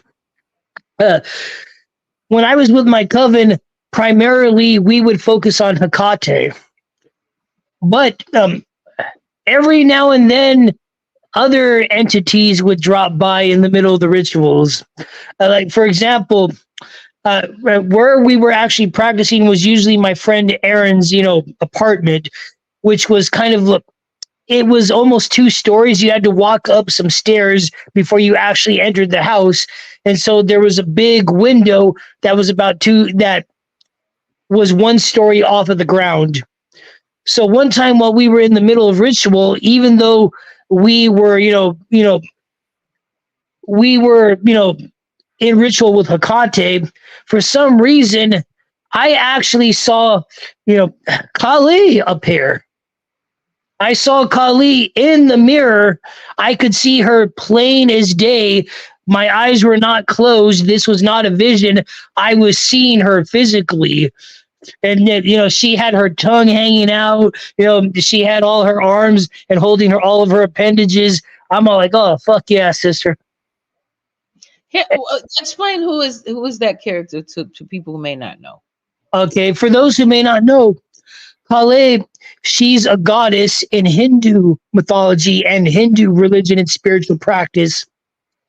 My understanding is that I believe she's actually the shadow side of the goddess Durga. Okay. And these both are both goddesses from Hinduism. Although my understanding is that in India, where Hinduism comes from, they don't actually call it Hinduism. Hinduism is what we in the West call it. I don't know if they actually have a name for for their practices. And then another experience that I had is that before we went into ritual, or our basic Hecate ritual, we went into a ritual where we would call the corners for protection and to cleanse the energy around. This meant calling certain directions and certain elements, but every element also sometimes had animal spirits with them. I don't remember if it was which. I always forget which direction it is, but there's one that was for water. When we called the direction for the water, I actually felt a giant tidal wave hit me. I could actually feel the splash of the water. And if I remember correctly, I don't remember if it's a snake or if it's a wolf that's associated with that one. But the spirit of those, both the animal, the wolf, and the snake jumped into me, and I could actually feel it as they were jumping into me. Well, how do they stay on you, or do they I, detach? I, I believe they both eventually left after we were done with the ritual once we closed the gate. This is a ritual to open up the gate to let the spirits cleanse, the energy. But then once you're done with your primary ritual, then you need to do another ritual to close the gate. So I Exactly. believe they eventually jumped out of me. But if they eventually jumped out of me, I didn't feel them jump out of me. I only felt them jump into me. I actually physically felt it. Has anybody ever had that experience of feeling like they've had entities or energies attach themselves before? Anybody out there would like to share that? I would love to hear about that. Can I share? Let me. You know who Stevie Nicks is, right? Yes, yes, from Fleetwood Mac. Right. She's an actual practicing witch. I don't know if you knew that. You knew that I'm though. aware of that. Okay. So one. Okay. So of course, I went to Hollywood High. I always mention that to people when they watch my podcast because I want y'all to know it's a very interesting experience going to school in Hollywood. Okay. First of all, the Hollywood tree. Hello. When I worked in Louisiana at this Christian school as a sub, one of the first things when the teacher left the room, I was student teaching. Actually, I wasn't subbing, I was student teaching. The girls asked me, "What about the Hollywood tree?" They knew all about witchcraft. Yes. What about the Hollywood tree? And and all that. But Stevie Nicks. Okay, so my best friend, one of my best friends, I had a bunch of best friends, but one of my best friends' uncle was really good friends with Stevie Nicks, and she told me the story of when she was about 5. Stevie Nicks came to her house. Now they had a house that was literally on Sunset Boulevard. Like she had a house, like one of the old school houses that was first built when Hollywood first became a city or a town or whatever. So I used to go to her house all the time. They had all kinds of entities and energies in her house. But we weren't afraid. We weren't like scared of them. Anyway, she told me the story of when she was about 5 and Stevie Nicks came over and Stevie and her uncle, they had lit a candle and they was doing some kind of chanting or whatever. And she said she saw her shadow change shapes, like shapeshift. She saw that Oh as a wow. yeah, and whatever they was practicing was heavy, heavy stuff. But Stevie Nicks, yeah, Fleetwood Mac had all kinds of spells and chanting and stuff going on. If you go listen to some old Stevie Nicks, you can kind of hear that influence in her music. She ain't nobody to mess with. She's a high ranking witch. You know what I'm saying? There's a lot of witches and stuff in Hollywood though. So I thought that was an interesting story. The Third, song Rihanna. Third Eye Side Supreme has a question. Does Oh, Dragon know about Aleister Crowley and how does he relate to the type of witchcraft that he does? yes, I know of Aleister Crowley. The As I was saying, the ritual that we did at the beginning of our basic Hekate ritual was a ritual to call the corners to actually have energies clear out negative energies, and then we had to close that. That is actually an opening and closing ritual that came directly from Aleister Crowley's The Lemur. There's a couple of books that actually Cat Williams mentioned in his interview with Joe Rogan that I want to get that Aleister Crowley wrote. And there's a few other books, but I wrote them down. I'll have them prepared for another moment. But like people are scared of him too because of all the Jay-Z notions. You know, do what thou wilt is not. He didn't make up that phrase. He made it popular, but you know because I know we talk about free will, right? So that really just taps into not being afraid. That's why there's this song Jay-Z has with Beyonce that they did with Pharrell. That's like, I can do anything. Hell no, hell no. It's just dope. But one of the first lines Jay-Z says is like, I'm a paraphrase. He basically is like, I can literally do anything. I'm not afraid of death. I'm not, and people get afraid of that, you know, and they're quick to call it devil worship. And it's like, I can't say what Jay-Z or them do, I can't say because I don't hang out with them. But what I've gathered is they've tapped into different types of study. They've studied probably Egyptology and all kinds of everything. Okay. And it just taps into those things. You can't be afraid to study things. I've just had an opportunity to study certain things. Like one of my homeboys in high school, he really was a devil worshiper and he used to carry a satanic Bible to school. And of course, my mama would say, "Stay away from him," Just like in college, I had friends who were atheists, and she'd stay away from them. Um, and I didn't want to hang out with them. They smell bad. They didn't bathe. I don't know if that's part of the ritual. I don't know. But they would smell good. They always wore black and heavy black stuff all parts of the year, and they used to always go to Runyon Park. I remember that because one time, because me and my friends sometimes would go to Runyon Park in Hollywood, and we would see the devil worshiper people. Like they were always in black, and they smelled bad, and they smoked stuff, and I don't know what maybe it was fucking, and they didn't bathe.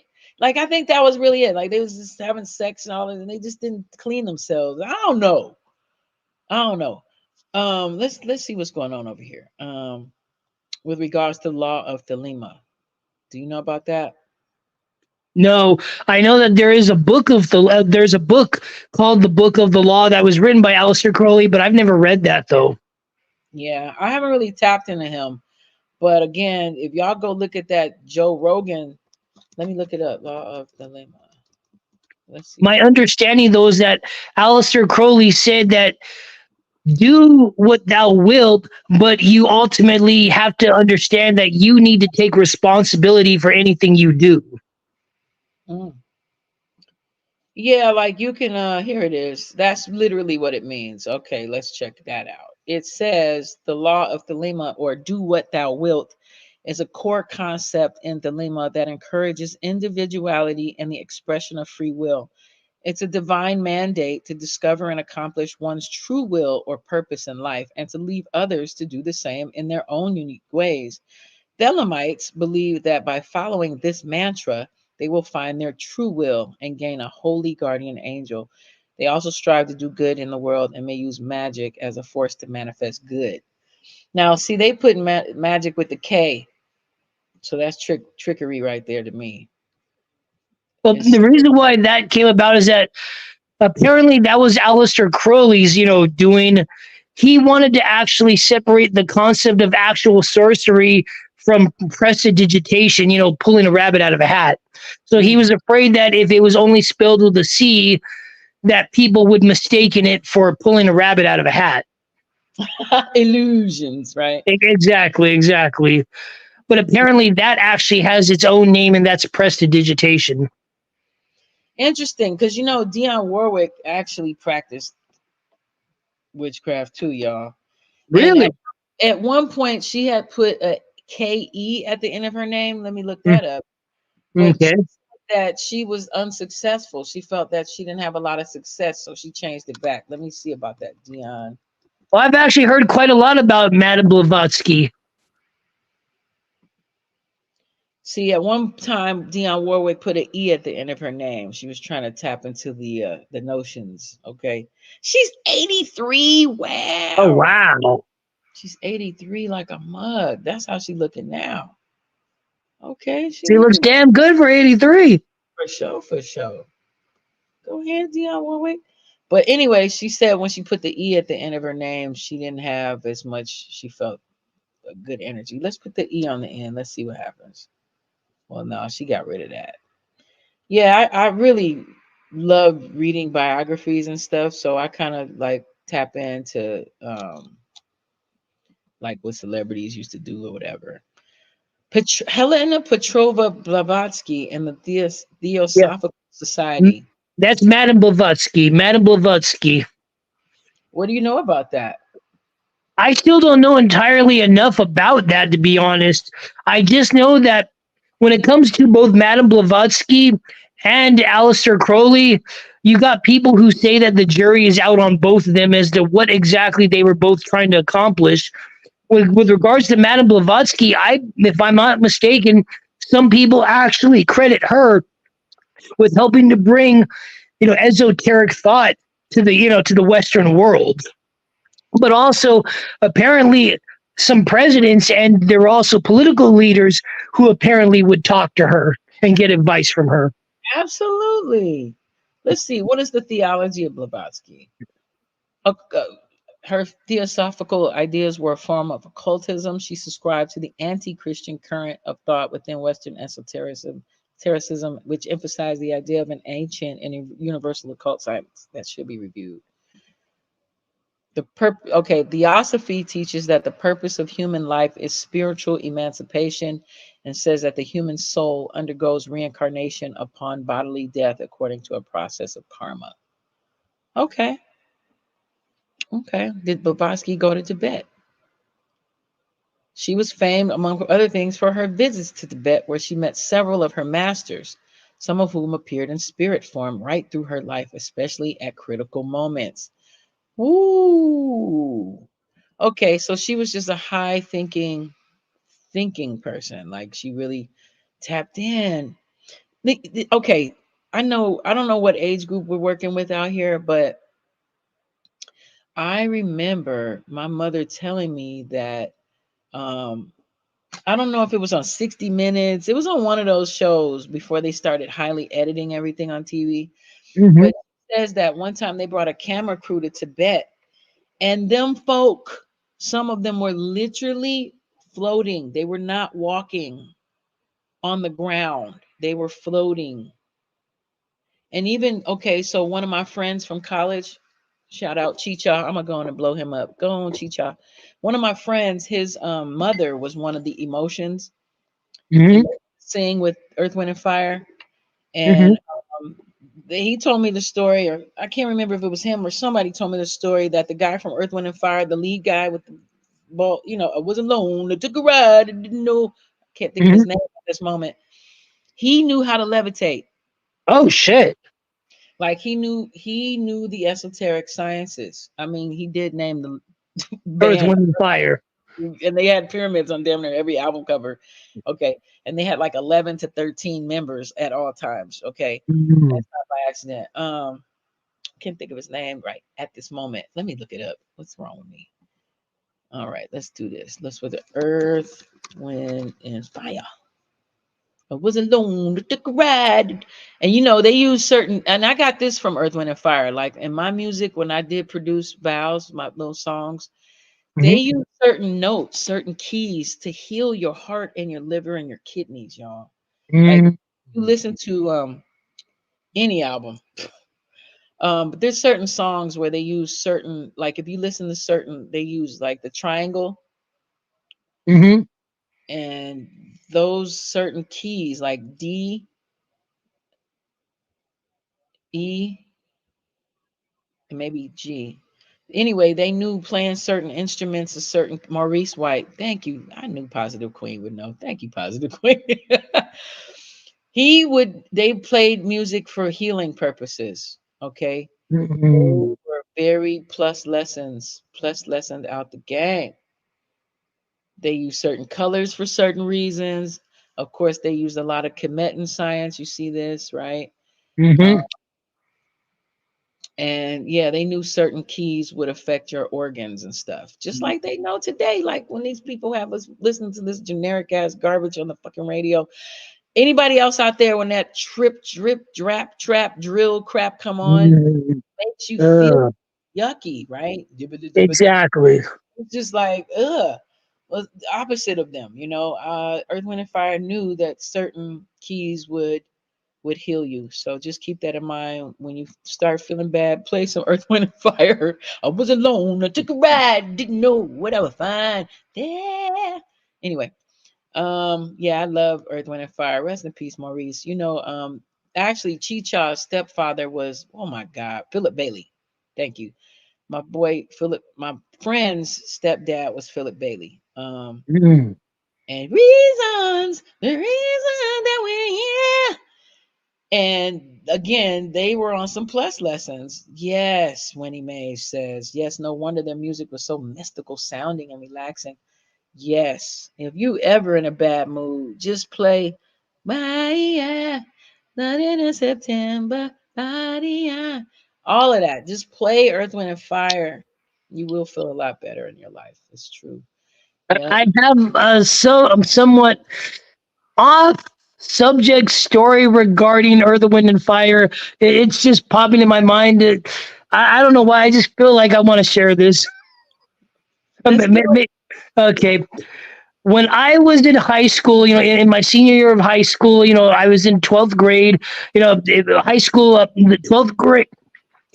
The first semester of 12th grade began in 1999 for me. I graduated in 2000. I'm 43. Ooh. Anyway, my homie Rob, he had this bizarre dream where he was running around his house trying to chase and kill a cockroach, and suddenly After the Love Is Gone starts playing out of nowhere. Oh, what do you get from that after the love is gone? Yeah, Typically. Oh, wow. But so yeah. yeah, I don't know why. I just felt like sharing that for some reason. It just popped in my mind. Maurice White was amazing. I wish I could have met him. I wish I could have. Winnie Mae says exactly. Their music makes you feel that everything is gonna be all right. The kalimba is a very powerful drum, or it's an ancient. It looks like a little keyboard, but it's in the drum uh, family.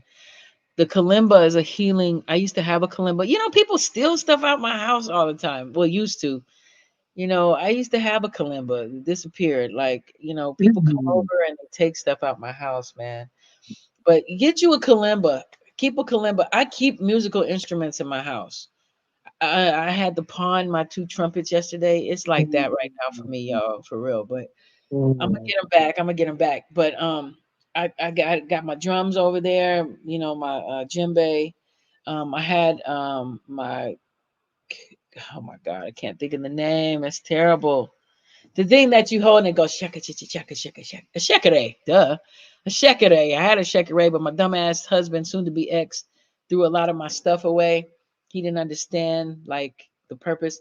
But I used to have people come over, Dragon. If I knew you and you lived in LA, I'd be like, I used to have people come over on Sundays and we would just play. I'd have recorders, the little flute thing. You don't have to know how to play an instrument to play a recorder. You could play the drums. I always just keep instruments around. I would love to have had a keyboard. I didn't have a keyboard, but and we would just jam out. Because you keep the frequencies. You know, it changes the vibrations. Thank you, Winnie Mays. So this is what I teach my students. Like when I used to work at my hood schools, I love my hood schools, but I can't do my hood schools right now, child. But when they would start acting up, I would teach them certain things. Like if you clack two spoons together, like if you ever see people arguing or if you and your mate are having arguments, clack some spoons. It'll shake up the energy. I teach this when I teach science. Like, sounds have waves, right? Just like our Mhm. sound waves, I waves.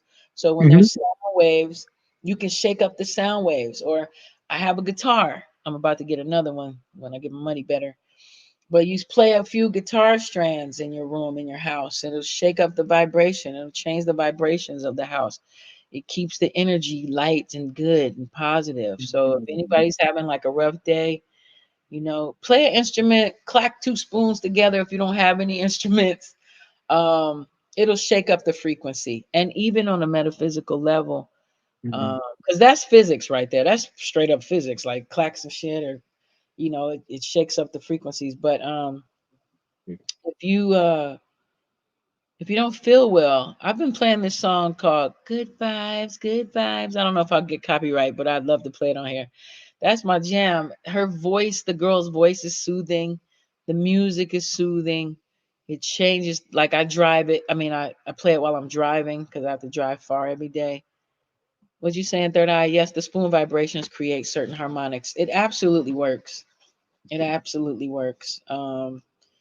But yeah, if you can play a guitar or any instrument, like I said, I like to keep instruments around. Drums too. All of it shakes up the sound waves. Okay, just remember that. And also, if your relationship has you yelling, now you got kids, that's a whole different yell. Okay.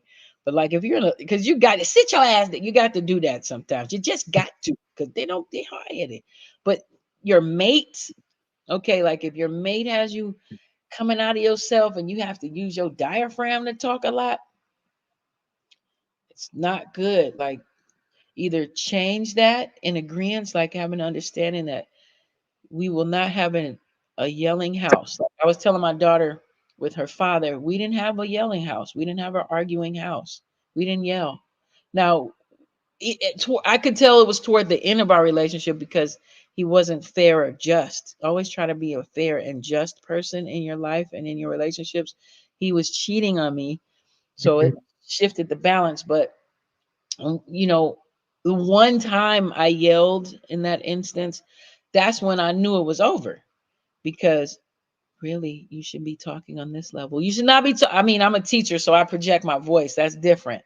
But if you're yelling or having loud arguments, you can definitely damage your liver. You can damage Mm. your liver.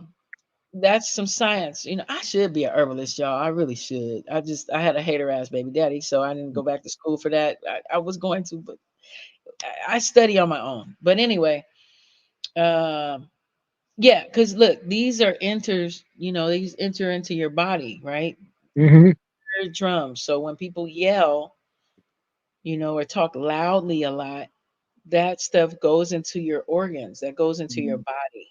And that's why you don't feel good after you have an argument or you be exhausted. You ever be around them people that make you feel tired? I got this one homeboy, I cannot deal with him more than 30 minutes. Matter of fact, yesterday, for the first time, I blocked him. I deleted his number on my phone. I was like, because I needed some money a couple days ago. Like, it worked out. My daughter give thanks, and I DoorDash my ass off. That's why I'm like four different colors. Like my hand and my face is the two different Mm-hmm. colors.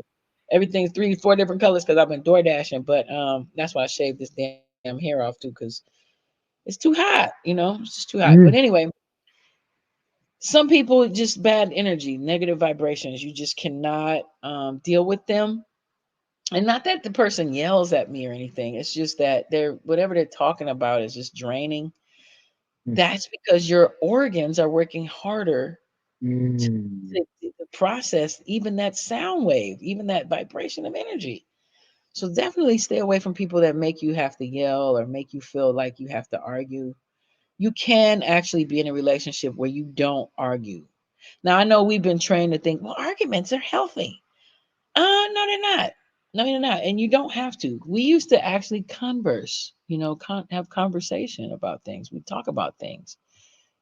Nothing should get you so frustrated where you're like, because that's like fight or flight energy. You know what I mean? You don't want that. That makes your organs overwork, kidney failure and things like that. Also, I studied Louise Hay. You've heard of Louise Hay? Yep, I have. I have.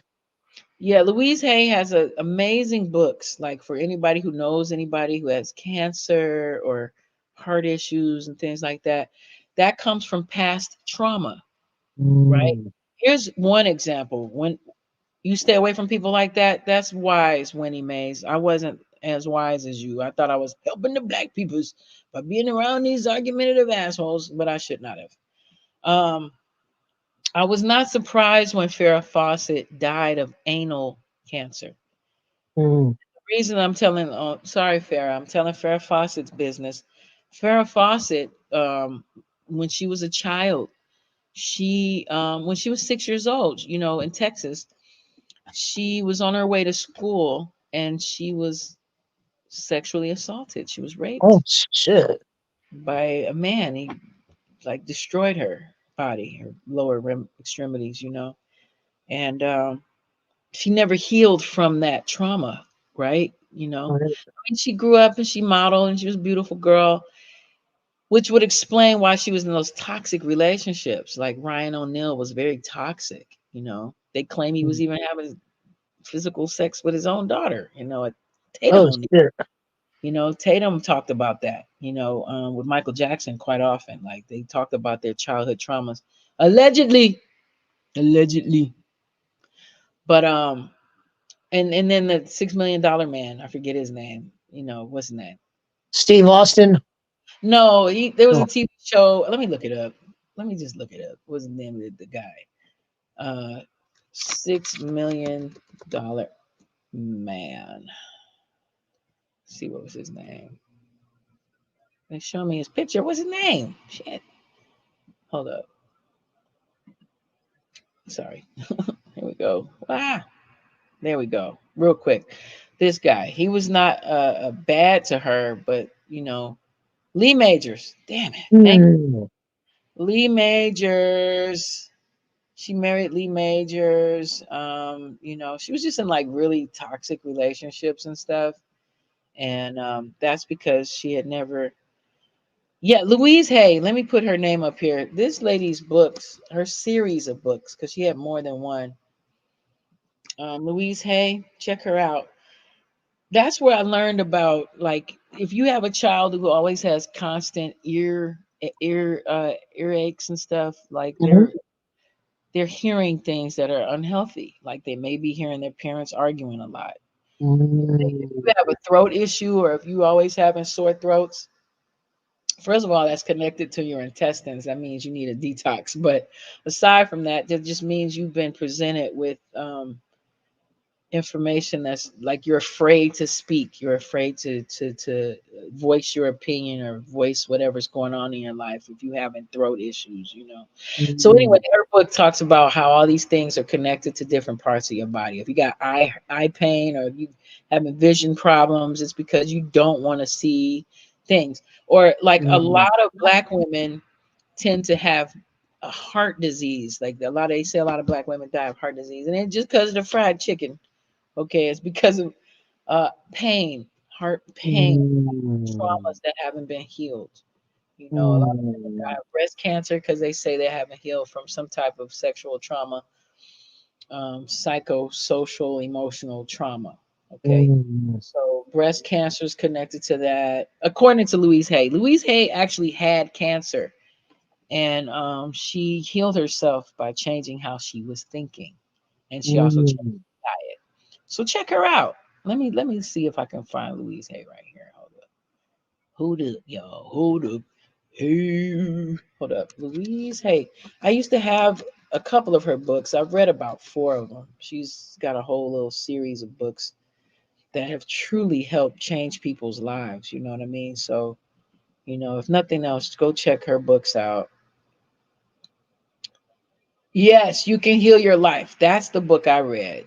You can Mm. heal your body, heal your body, the mental causes for physical illness. That book is helpful. They're all helpful though. Um, you can heal your lives, but that's the 10th anniversary. You can heal your life. It's an excellent book. This is the version I had, the one right here. It's all the same. It's just different covers, same book. But Mirror Work, 21 Mm. Days to Heal Your Life. I've never read that one. Let's see what else. I've seen her speak too. I might play some clips of her if we gonna be on here having a pajama jammy tonight. But you see, she's a beautiful woman. She really healed her life by coming to um, understand how the mind controls the body, and your gut is your first mind. And a lot of Mm. us haven't been trained to trust our gut.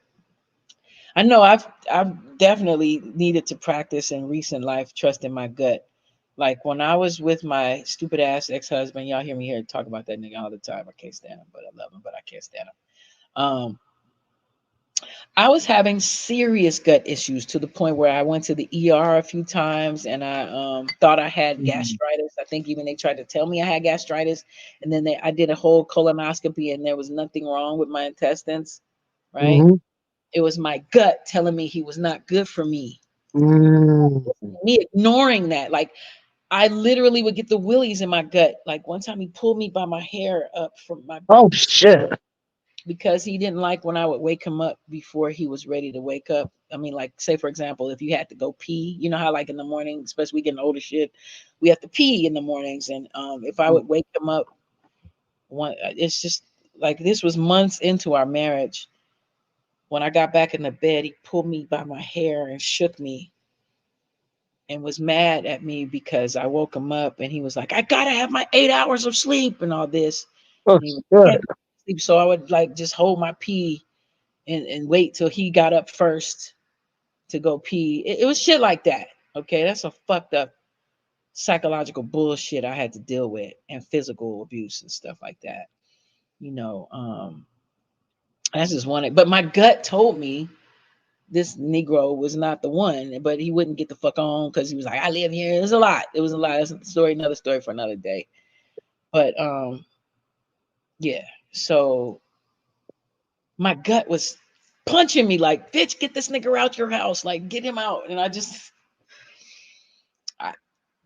didn't listen to it. And I thought I had gastritis and then learned, no, I didn't have gastritis. And I haven't had any of these physical aches like that since he left. You know what I mean?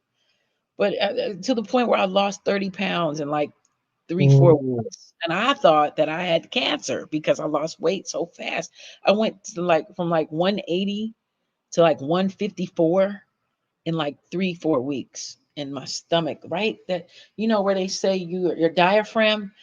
I was feeling that intense like thing and I was ignoring it.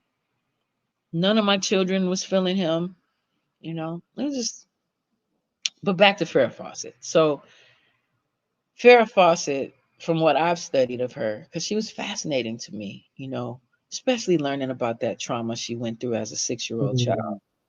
And I've come to learn a lot of people be envious of beautiful people, but what you really learn is that beautiful children tend to sometimes have it the worst. And I think on the other podcast, y'all heard me talk about Sheila E. Again, Sheila E. at 5 years old was sexually assaulted as well Oh by shit. a neighbor. She talks about that. Oh, sorry, trigger warning. Sorry, folks. I don't know if I'm triggering people. No. It's not my intention, but it's healing to even get it out. And forgive me. I should say trigger warning. Forgive me, y'all. But Sheila E was very open about that. And she had to come to like that's why she started playing the drums. Her father felt very guilty. Because they used to back when we were growing up. I mean, Sheila E's older than me, but back in our day, parents were way more free. Like they let our generation have free range. We go Hmm. everywhere ourselves and leave us by ourselves a lot or with strangers or whatever. Um, That's why they had to have, disclaimers around 10 o'clock at night asking, do you know where your children are at? right, because we would be out, in Chicago. I don't know how they had it out in Cali and all that, but they had what they call paddy wagons. We Mm.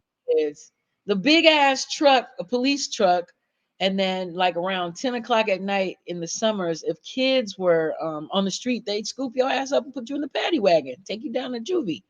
Oh, shit.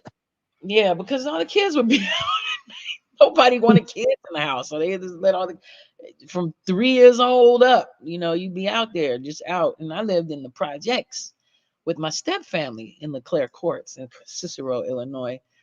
And kids would just be outside all the time. It was a real more trusting experience. But let me see what y'all saying. Y'all saying a lot over here. Hold up. Let's see. Your thoughts. Yeah. Wow. Yeah. Yeah. He deserves his ass kicked. I'm sorry. Yeah. Thank you, Third. I really didn't. I was embarrassed. I didn't really talk about any of the. I went through a lot of domestic violence abuse with this past husband, and I took pictures. I sure did. And one time he was looking at my phone. He was like, "Well, you got these pictures. You delete them." I deleted them. Yeah, I emailed them to my damn self. I was gonna show him on a show too, like when we do a show about domestic violence. But yeah, jealousy too. Like sometimes your mate can be your worst motherfucking enemy because they know you and or they think they know you. And if your mate is jealous of you or something like that, or think you got more than they got in their mind, spirit, heart, body, they abuse you. I remember hearing the stories about Tina Turner, and I'm pretty sure Beyonce be dealing with some bullshit. A lot of beautiful, talented people deal with a lot of bullshit from their mates, unless their mate is extremely higher level thinking, because it triggers and makes them jealous. So I remember even when I got my weave, my weave done, and I had just got that partial thing in the front that they charge you extra money for. I forget what frontal, I forget what it's called, but and I had just got it done like a day or two before, and that Negro was just like, "You think you pretty? You think you cute?" And I was like, "You acting different." I wasn't acting no different. I promise you. Maybe I was. Maybe I felt confident. I don't know. He ripped that shit off. You know what I mean? And my beautician was upset because she was like, he could have pulled all your hair out. You know, it was just, it was a lot. Anyway, let's see. I just got mad at what you were going through because I've been there. Yeah, Winnie, you'd be surprised how many women, rich, poor, it don't matter. Paddy wagon. Yeah, paddy wagon. Yeah. Yep. They scoop the kids up. Yeah. If it make more than, oh yeah. Yeah, I thought I was doing a good thing for the black community, you know, because my professor, one of my professors in my black studies major would say, you know, we should try to keep our, you know, keep it black, you know what I'm saying? Or a lot of brothers at one point was complaining because a lot of women were getting degrees, more college degrees than black men. That's what's happening even now. And even my husband, ex-husband, would say stuff like, um, the men are becoming more soft because women are getting more of the jobs and this and that, like complaining like it's our fault, like, you know what I'm saying? But I thought I was doing a good thing, you know, trying to build with a man, you know, who may not be where they could be, but you get with them and you're like, we could do this, we could love is all that matters, you know, and you get with the person when even they, it don't matter how much money you make. I make more money. We share the love and what's your dreams? You know, every man I've been with, I've tried to help them with their dreams or their visions or whatever they wanted to do, you know, and I ain't never got that back in return. Never. But I thought I was doing a service, you know, like Captain Saberho. Basically, I thought it was Captain Saberho. But that's that Leo ego. See, my rising of Leo made me think that I'm the savior. I can help you, we help each other, you know. But nah, man, nah, you really are doing a disservice to somebody if you are thinking you're helping them in some way because they really turn and grow to resent that, you know, if they're not evolved, if they're not mature, you know what I mean? So it's really to get like really focus on self, you know, and get yourself together so you can truly attract one who is on the same level as you, or like even a more that can pull you up. I'm talking to women. Like men really like to be helpmates. Like really men, real men like to guide and assist. You know, they always say, I'm a leader, I'm a leader. That's what the true leaders are. They help you become more of your own leader. Like they help you become more self-sufficient. That's what true leaders do, you know. But let's see what you're saying over here. Yeah, nobody wants a reading. Everybody got read. Anybody want another reading? You know what I'm saying? Sister, I would also like to say somebody else that I think everybody might want to look into. Now, this I just barely heard about this guy a few months ago from my homegirl Darcy, who was one of the head witches of the coven that I was a part of. People might want to also do some research into Manly P. Hall. Well, I've heard of Manly B. Hall. Hold up, let me look that up right quick. Yeah, I don't know enough about him myself. I just barely heard about him a few months ago for the first time. Manly P. Hall. Let's go here. All right, let's get this on the screen. Hold up. All right, son.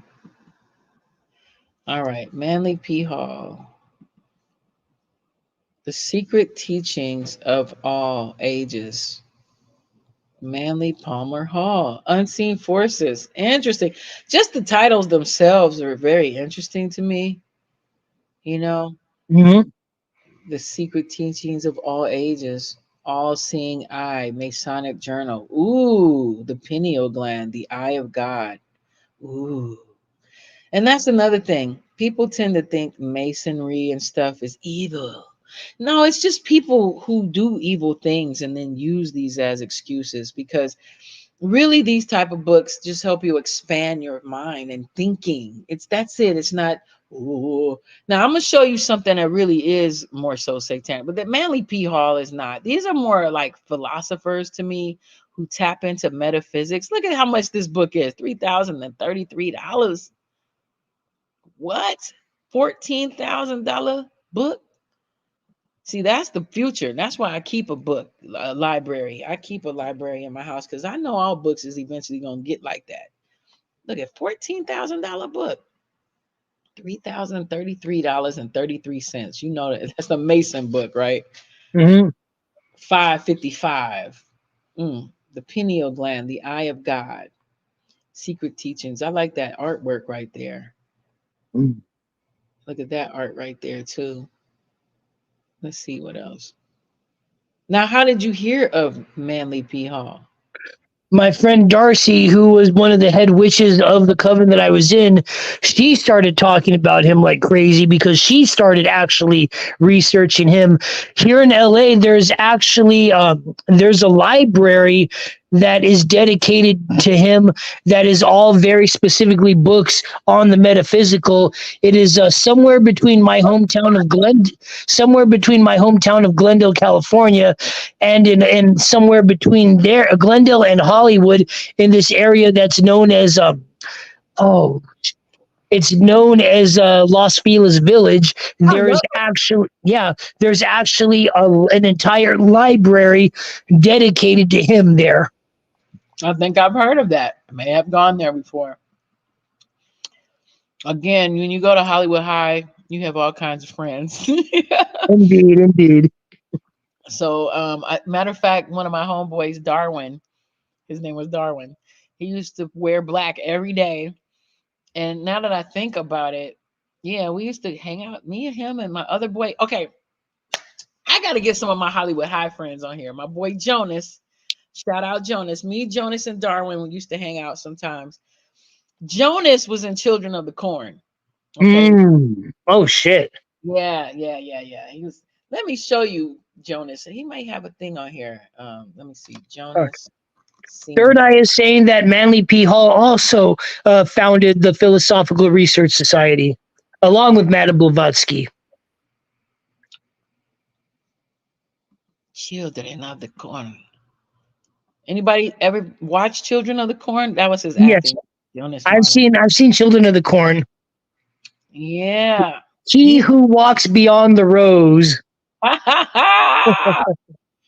I'm gonna see if I get my boy Jonas on the show, man. We're Facebook friends. I went to high school with all these really interesting characters, man.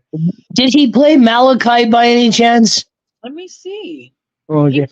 was he was one of the. He wasn't the lead guy. Oh, He was okay. one of the main. He had a speaking role. You know what I'm saying? Let me see. Oh, okay. What was the name? Malachi.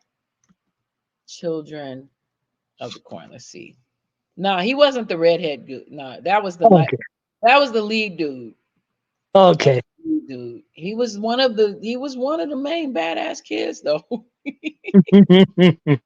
And that was so dope to me because just having come from Chicago and just having a different experience in life and then being around kids who are actually acting on movies and TV. My other boy Philip, who I had a big crush on, he he was in the Three Amigos, and that's one Oh, of my best favorite classic films of all time. The Three Amigos. Anyway, I've been there too. Let's see. The narcissist thinks they're good leaders. Yeah. He also found out. Okay, yeah.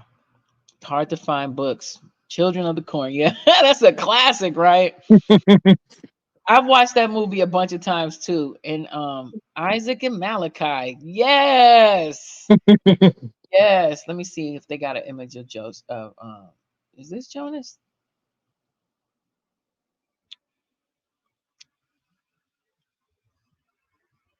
I mean, he had a significant role in it.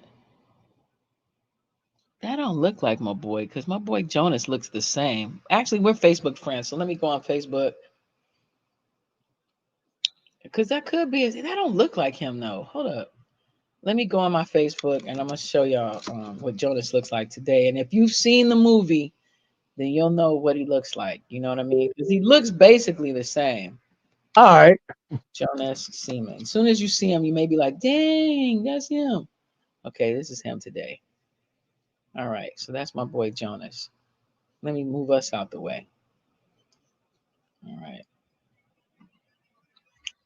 Let me move that Cash App out the way. And thank you, everybody who donated. That's freaking phenomenal. Thank you so much. So that's Jonas. He still got that little wicked grin. He's a cool cat, though. That's a cool ass dude to this day. Let me see. That's Jonas today. Let's see if there's more pictures of Jonas. I mean, you know what, Jonas? That's him. He looks the same if you remember him from Children of the Corn. He looks the same, right? Let's see if anybody notice, recognizes. Anybody see he's the same dude? Anybody remember? That was like 40, so what, 35, 40 years ago? But he looks the same, basically. So many cool characters I went to school with, man. I'm so thankful for the life experiences I've had. Yeah, he looks basically the same. All right, so back to us. What y'all saying over here? Third Eye Sire Supreme says, so now in hindsight, I can see that these movies were part of neuro-linguistic programming. I didn't know that when I was just a kid. How would we know? You know, it's just follow the leader. Just like I wanted a Michael Jackson jacket. Remember that badass red jacket Michael used to wear? Yeah. I wanted that, but then a lot of us got the black one. They used to sell it not at Target. What was the store at that time? I can't remember. Or the glove, or the Jerry curl. Menudo. Like we all liked what we liked, and we didn't know why. To this day, I don't know why I know. Yes, I like to dance. I like to dance. Me gusta a bailar. I don't know why I know that. Me gusta a bailar. I'm from Chicago. I don't even speak Spanish. How do I know? Yes, I like to dance. Okay. The point is we get to listening and programming. Saturday morning was all about programming, which is why Schoolhouse Rock was such a cool thing. You know what I mean? Mm. So cool. School. And I play Schoolhouse Rock even to this day for my students. They had never heard of Schoolhouse Rock. And I still use it to teach math, you know. Uh, Three family, all of that. Interjections. Hey, wow, I still use all that. Um, Deprogramming. Now, what I really do emphasize on a lot of the podcasts that I do is about how so-called hip hop, how rap music has been a neuralistic programming we've been under for like 40 years at this point, not 50. They even lied about that. They be telling us it's 50 years. It ain't. But they did that because I knew they were going to try to conclude and end hip hop. That's what's happening. They're trying to get rid of rap, trying to get rid of hip hop. They're trying to switch it out with Afrobeat. I will never like Afrobeat. Biggest win, make me water. They all sound the same. All of the songs sound exactly the same. It's just a bucket, jacket. I'm not gonna front like if I'm at a party, I will dance, but it ain't gonna take no place in no hip hop. And I just knock it off. But what else? What else? Let's go. Let's see. Let's get rid of the Jonas thing. I got this manly P stuff up in here. Okay, now funny, right? Justin, what's his name? Timberlake got pulled over the other day for DUI, DUI. and they're making a big deal about it. It's like shit happens, you know what I'm saying? He been through a lot of things people don't be knowing about. He's an alcoholic allegedly. But it's so funny, right? That he's actually working on a music video with Jay-Z at this time. So I thought it was interesting that now Jay-Z's back into we ain't heard nan from Jay-Z do this whole puffy thing. And then all of a sudden you're hearing about Justin Timberlake doing a new music video with Jay-Z today, right? So let's look at that. Justin and Jay-Z look as fresh as flowers while filming their latest music video. And it's today's date, June 20th. So check this out. Let's take a look at some behind the scenes photos of the MV marking the return of the former NSYNC member. So he got tired of being considered Basquiat's bitch. Everybody was talking smack about Jay-Z and his dreadlocks. I wasn't mad at it though. I wasn't really mad at it, but Jay-Z's just, I don't know, man. I don't know enough about anything to really judge a lot of whatever, but if it's true what Jaguar Wright be telling us, he's not a good man, allegedly. But anyway, look to the video. They got some song coming out that's just letting us know that let's see. They just took pictures off of the set, I guess. And he looks like he's in good spirits. And they having fun. Let's see. These photos were released right after Suit and Tie's lyric video was released. That's old. The 2020 experience is Justin's latest album since Future Sex Love Sounds in 2006. Behind the scenes images gives fans a glimpse. Nah, this can't be. Is this old? Why does he say 2020? Mm. Oh, okay, there is still no specific time for the MV release, but fans can trust that Justin and his team will complete this highly anticipated product soon.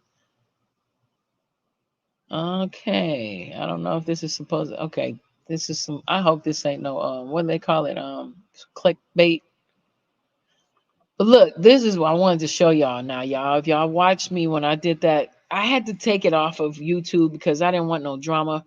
But there was this audio tape allegedly of Puffy knocking Meek Mill's butthole open, and it was like the sound, the audio. But on that, I had shown that there's a true ritual that Cat Williams was talking about on that Joe Rogan podcast. Anybody seen that Joe Rogan podcast? It's 3 hours, but it's the most like entertaining 3 hours. Like you rewind it, you want to watch it again. It's just amazing. Let's see what you're saying over here.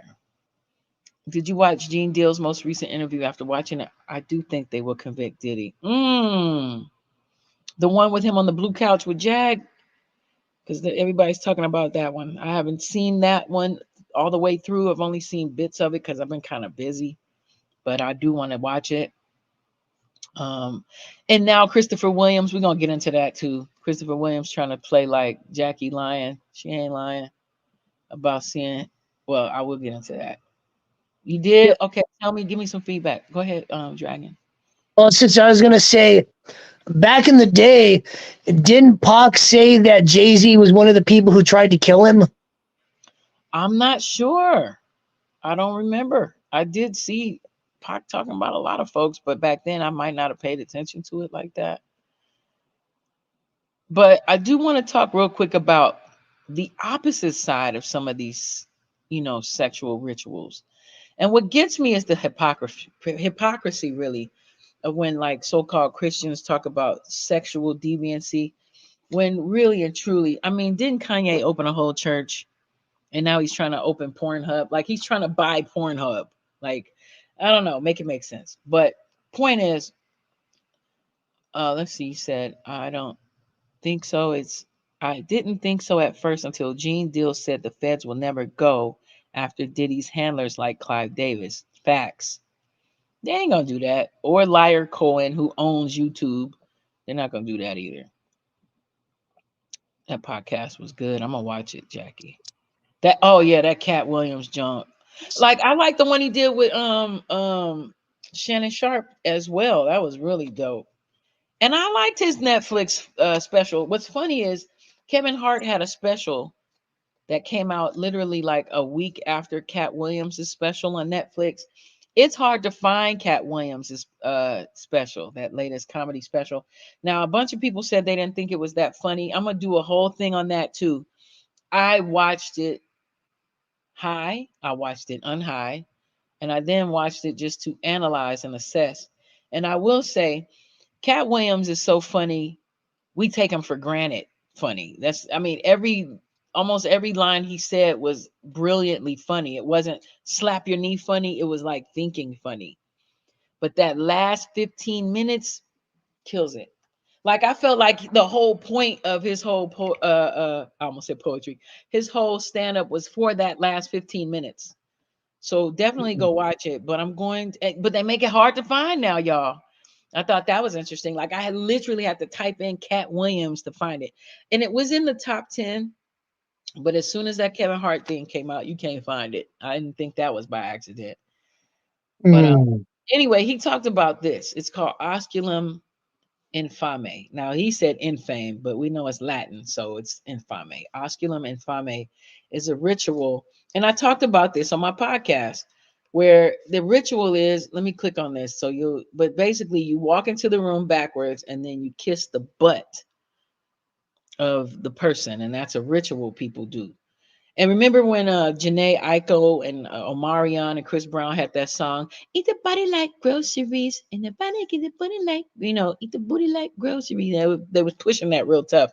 And next thing you know, a gang of followers started adding that to the sexual treat tray. You know what I'm saying? Like you can't just have normal sex. Now I gotta eat your butthole. Now I gotta, it's really ridiculous. Like Mm-hmm.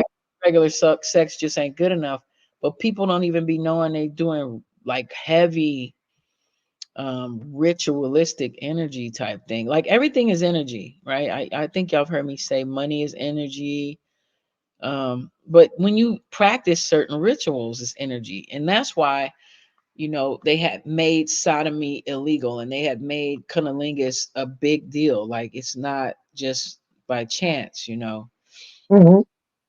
because it releases certain things like uh but people don't be knowing that they're doing rituals, like traditionally. I know back in the day, black women in particular were not known for sucking penis or really getting into head like that. Now I remember my black homegirl who went to a mostly white school told me that all the white girls were sucking penis because they wanted to save their virginity or they wanted to keep their legs closed, so they'd rather give you head.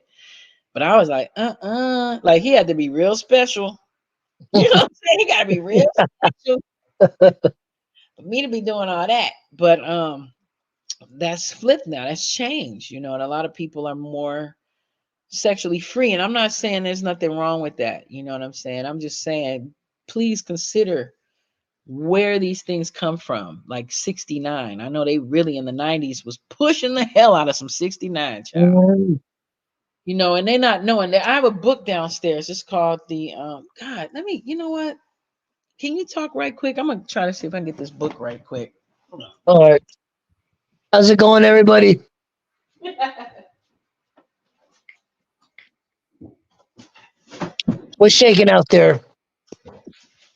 Hold on, let me get this book. Uh, well, anyway, folks, we're uh, Tamika is going to get a book right now.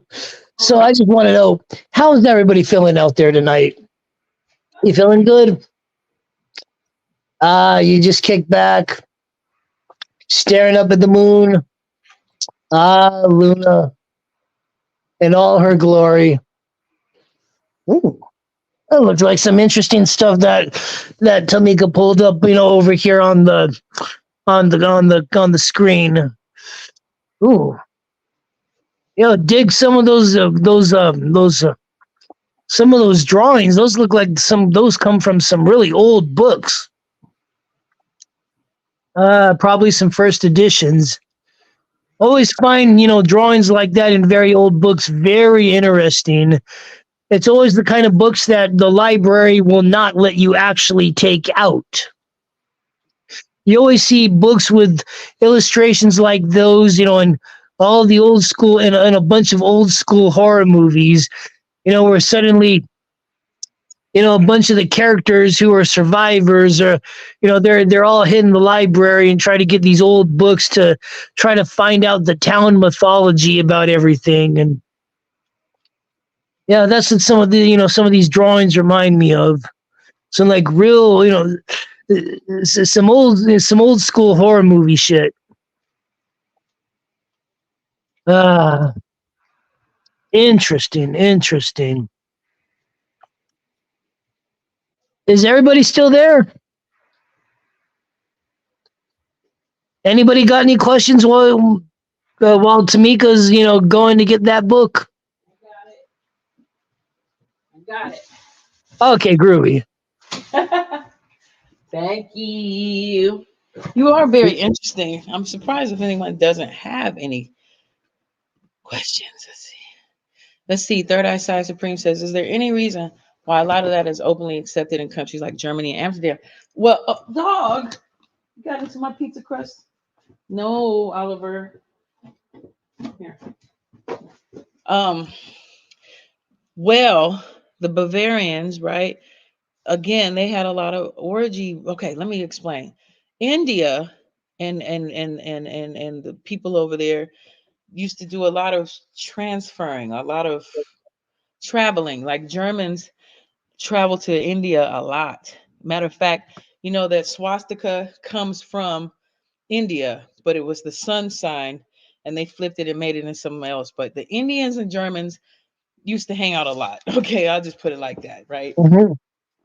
And in that, Indians were known for having a lot of very interesting sexual export. Like they wouldn't have a problem with orgies. They wouldn't have a problem with 69 at all. Like they were really into like sexually enjoyable orgies. Like they Indians really was into that. Okay. You study Hindu. Did they get into that with, you know? Anyway, I have this really cool book that I was gonna get for us. It's called The Tao of Sexology, the Book of Infinite Wisdom. And I haven't really shared this book a lot, hardly ever. Got food on there. I'm good for having some food on something. Damn, that means I really like the book. It's chocolate, actually. But yeah, the Tao of Sexology, corporophilia. That's what sex with dead people, something like that. Is that what that is? Tell me what that is. I think I'm gonna look it up too. Oliver, move. No, no more pizza for you. Come here. No, he got in my pizza box. Oh. Started trying to eat my crust. Huh. This is the one who be barking at 2 in the morning, roo, roo, roo, chasing people. Mm. Yeah, Oliver's awesome. I. Look at his chops. I just ate your pizza crust, you little bugger. Corporophilia. Let me look that up right quick. Unless somebody else look it up faster. Hold up. Corporophilia. Let's see what that is. Marked interest in excrement. Oh, the use of feces or filth for sexual excitement. Yeah, they say that Robert De Niro is into that. Oh shit. What is that? Two girls in a cup or something? I've heard. Oh. Oh. Oh, that's fucking Yeah, nasty. one time we had like a little girls party at my house, and I've seen all kinds of crazy stuff, man. And we all ran out of my. I had a single one room apartment at the time, and it was so disgusting. We all ran out of my house disgusted. Yeah, Wow. corporophilia is it's disgusting. Yeah, some people actually do like eating poop, and Oh. that's what happens when you eat that booty like groceries, right? And we talked about how there's a bunch of bones in your sphincter. Like most people don't know that there's bones in your actual butthole. So Mm-hmm. notice that young what's his name? Young Thug. Yeah, he got my pizza box, Bill. Young Thug, if you ever go look at his court trial, here. Why is your eye pink? Did you put your blanket in the washer? Son, go put water in your eye right now. Is this edible or did all it is. He didn't get to it. I gave him a piece of it though. Son, please put your blanket in the dryer and rinse your eye out. Yeah, they said Robert De Niro likes to get pooped on and poop on people and all that. Hold on. Oh fuck. Uh, speaking of that kind of shit, that No pun intended. yeah, exactly. No pun intended. But I heard that Hugh Hefner got pussy way too fucking easily, so much to the point to where he got bored of sex, and so he started needing other things to try to get himself off, and that included even watching people shit. Arsenio Hall had told me something like that. Like like there's no challenge. Like a lot of these men in the industry get bored of women because women just throw themselves at them and there's no challenge there. So he didn't mention the poop. He just Oliver. He just that's why they get into men. They get into dominating other men. Like I remember even when I was hanging with Warren G and Snoop and them, and they was Mhm. always talking about Suge Knight and allegedly. I don't want to get too heavy into that because I Yeah, don't need nobody yeah. coming at me, but it wasn't like a. They didn't think of it as gay to have anal sex. They thought of it more like a domination, like a dominant. I'm the dominant dog. If I could thwap, thwap, thwap you, you know what I'm saying? And they use it as a tool to oppress other men. So that's why I know Jaguar Wright ain't probably lying about that Christopher Williams situation. I don't know if y'all heard, but Christopher Williams is now trying to speak out against what Jag is saying. I'm gonna show y'all that clip. Why not? Let's get into that. We All went right. from physics to the Oliver. Stop. Let me find that because he did say that. Chris. In all honesty, I actually don't know who Christopher Williams is. He was one of the. He was sexy man singer from the 80s. I'm gonna show you what he looks like now. Damn, This I'm shocked. I don't remember him. Dubai porta potties. Ooh, Oh yeah, shit. that's a story for another day. Straight up. Mhm. Let's Christopher Williams. I want to show y'all what he's looking like right now, and him speaking out against um what Jaguar Wright is saying. I don't believe she's lying, but really, is he really gonna be like, yeah, I was sucking Puffy's penis in his office? I mean, is he really gonna admit that? Like, really? Do you really think he would say that? No, he wouldn't. He had a song called Promises, Promises, we can keep. Right? I like Yeah. Christopher Williams. Why is that not ringing a bell for some reason? He was just a really popular singer in the late um Jaguar Wright. Let's write that. Jaguar Wright. Basically, Jaguar Wright said that a lawyer friend of hers worked at Bad Boy and that she had accidentally walked in on Christopher Williams giving Puffy fellatio. Oh fuck. And so he is speaking out. I mean, she said the shit like 4 years ago or more, but he's just saying something now. And he's just like, that's not true. Hmm. Education saved my life. I didn't even know what college was until the teacher invested in me. Okay, Ah, really good. I don't know if Willie D is gonna copyright me. All rights reserved. This is the Tommy Coast Show. Let me post this little all rights reserved shit right quick so I don't get dinged for it. Fair use disclaimer. This is for educational and informational purposes. I am not trying to steal Willie D's copyright or infringe on his ability to have his show. This is just based off the Copyright Act of 1976, Section 107, where you can display things based for educational purpose. We are educating ourselves tonight, folks. I'm doing the copyright for it. Hold on, I'm gonna let this dog out. Hold on. Here, you wanna go? All right. Go on out there then. Go on. Here. Go. Uh, yes, Tamika's letting her dog out, temporarily, folks. She'll be right back. Right out the door. Just out the door. I'm gonna do all the copyrights because I don't need Willie D trying to come at me. This is copyright CC BY NC NDSA 3.0. Attribution. I'm attributing the information to Willie D. I'm not no derivatives. I'm not taking nothing from it. I'm not getting commercial revenue for the work. And if people send me a cash app, boom, bippity boppity. I'm not getting nothing from Willie D. All right. So, but meanwhile, let me show y'all this Willie D situation. He had interviewed Christopher Williams regarding the situation. What's up, Jackie? It's 2:28 here, and I have to work in the morning. It's been fun. Good night. Good morning, everyone. Mwah. Take care, Jackie.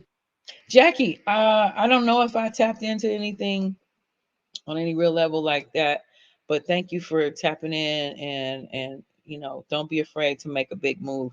People be afraid and they be stuck, and you don't want to stay stuck or be stuck. And get that general energy flowing. All right, and it is 2:28. It's very late out back east. I know. Thank you for hanging out tonight. Thanks. Now we're getting into current events and tea because we didn't even talk about the selective service stuff. Like I was gonna do a separate podcast, but we're gonna do it tonight as long as you're hanging out with me. Marvelous. So By the let's. way, much respect to the Ghetto Boys. Right. I was just hearing it on the radio today. My favorite line is, This year Halloween came on the weekend. Me and ghetto boys are trick or treating, robbing little kids for bags.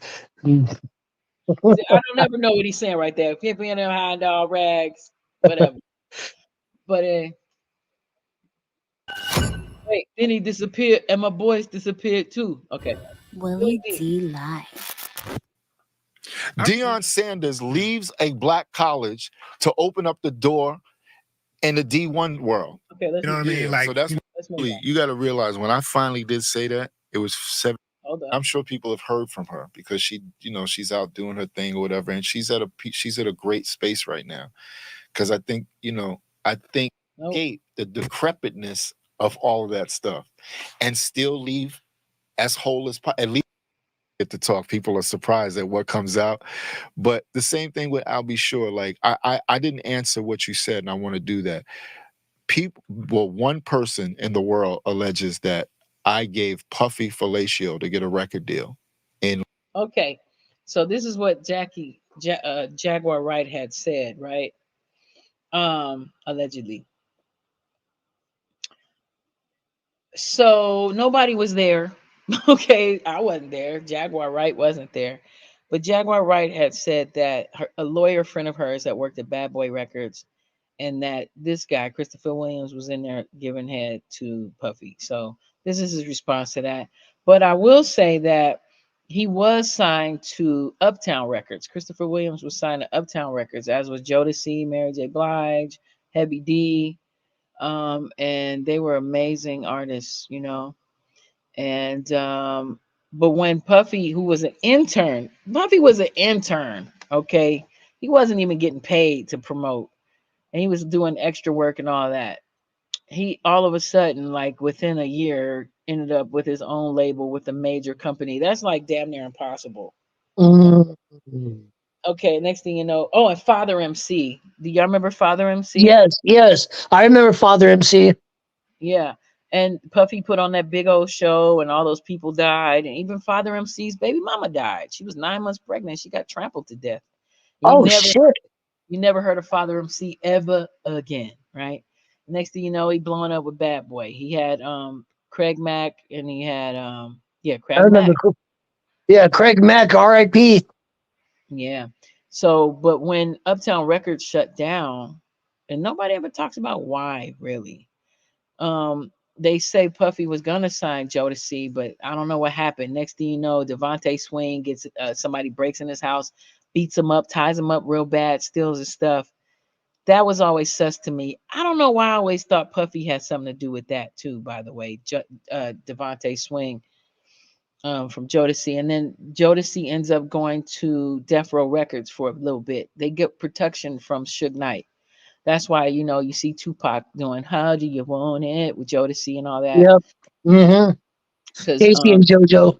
Devontae was gonna have his own situation, because he had Missy Elliott, Genuine, and some other groups. But after he got beat up, he got seriously traumatized. I think more than beat up happened, allegedly. I think so, because to this day, Devontae doesn't come out. He doesn't do interviews. Like when Jodeci went to the Breakfast Club, Devontae wasn't with them. He might have been on the phone, but he don't come out. He don't.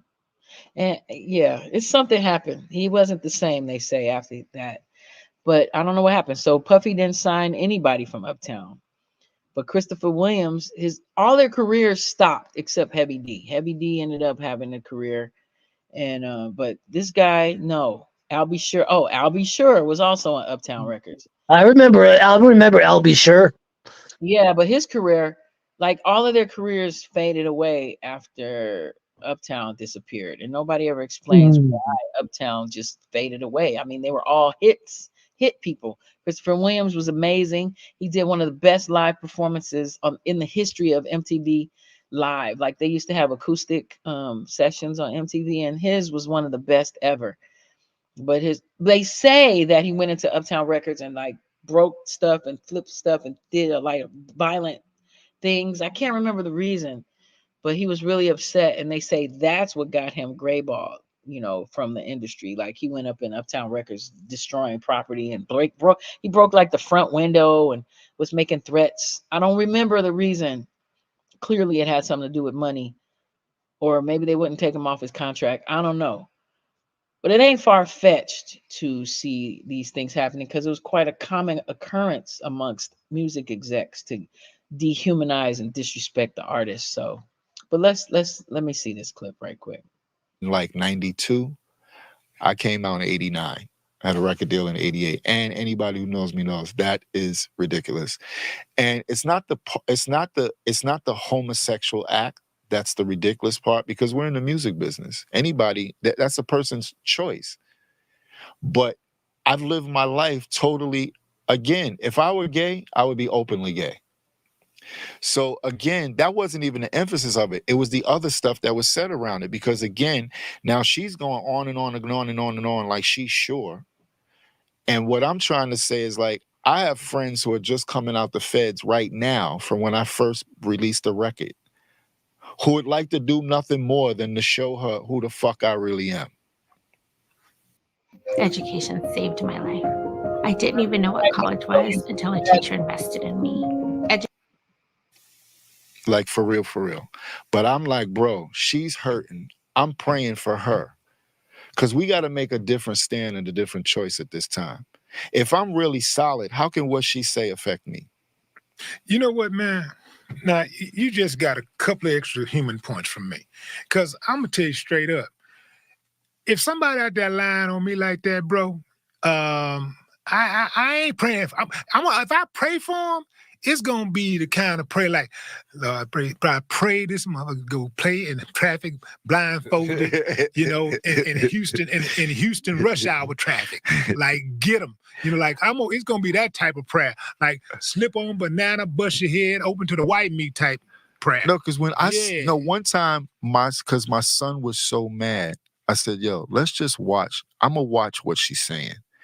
And when I saw her talk about eating someone's kids, and then someone revealed to me that she put her child's ashes in a raid. Now, I didn't want to watch that. Yeah.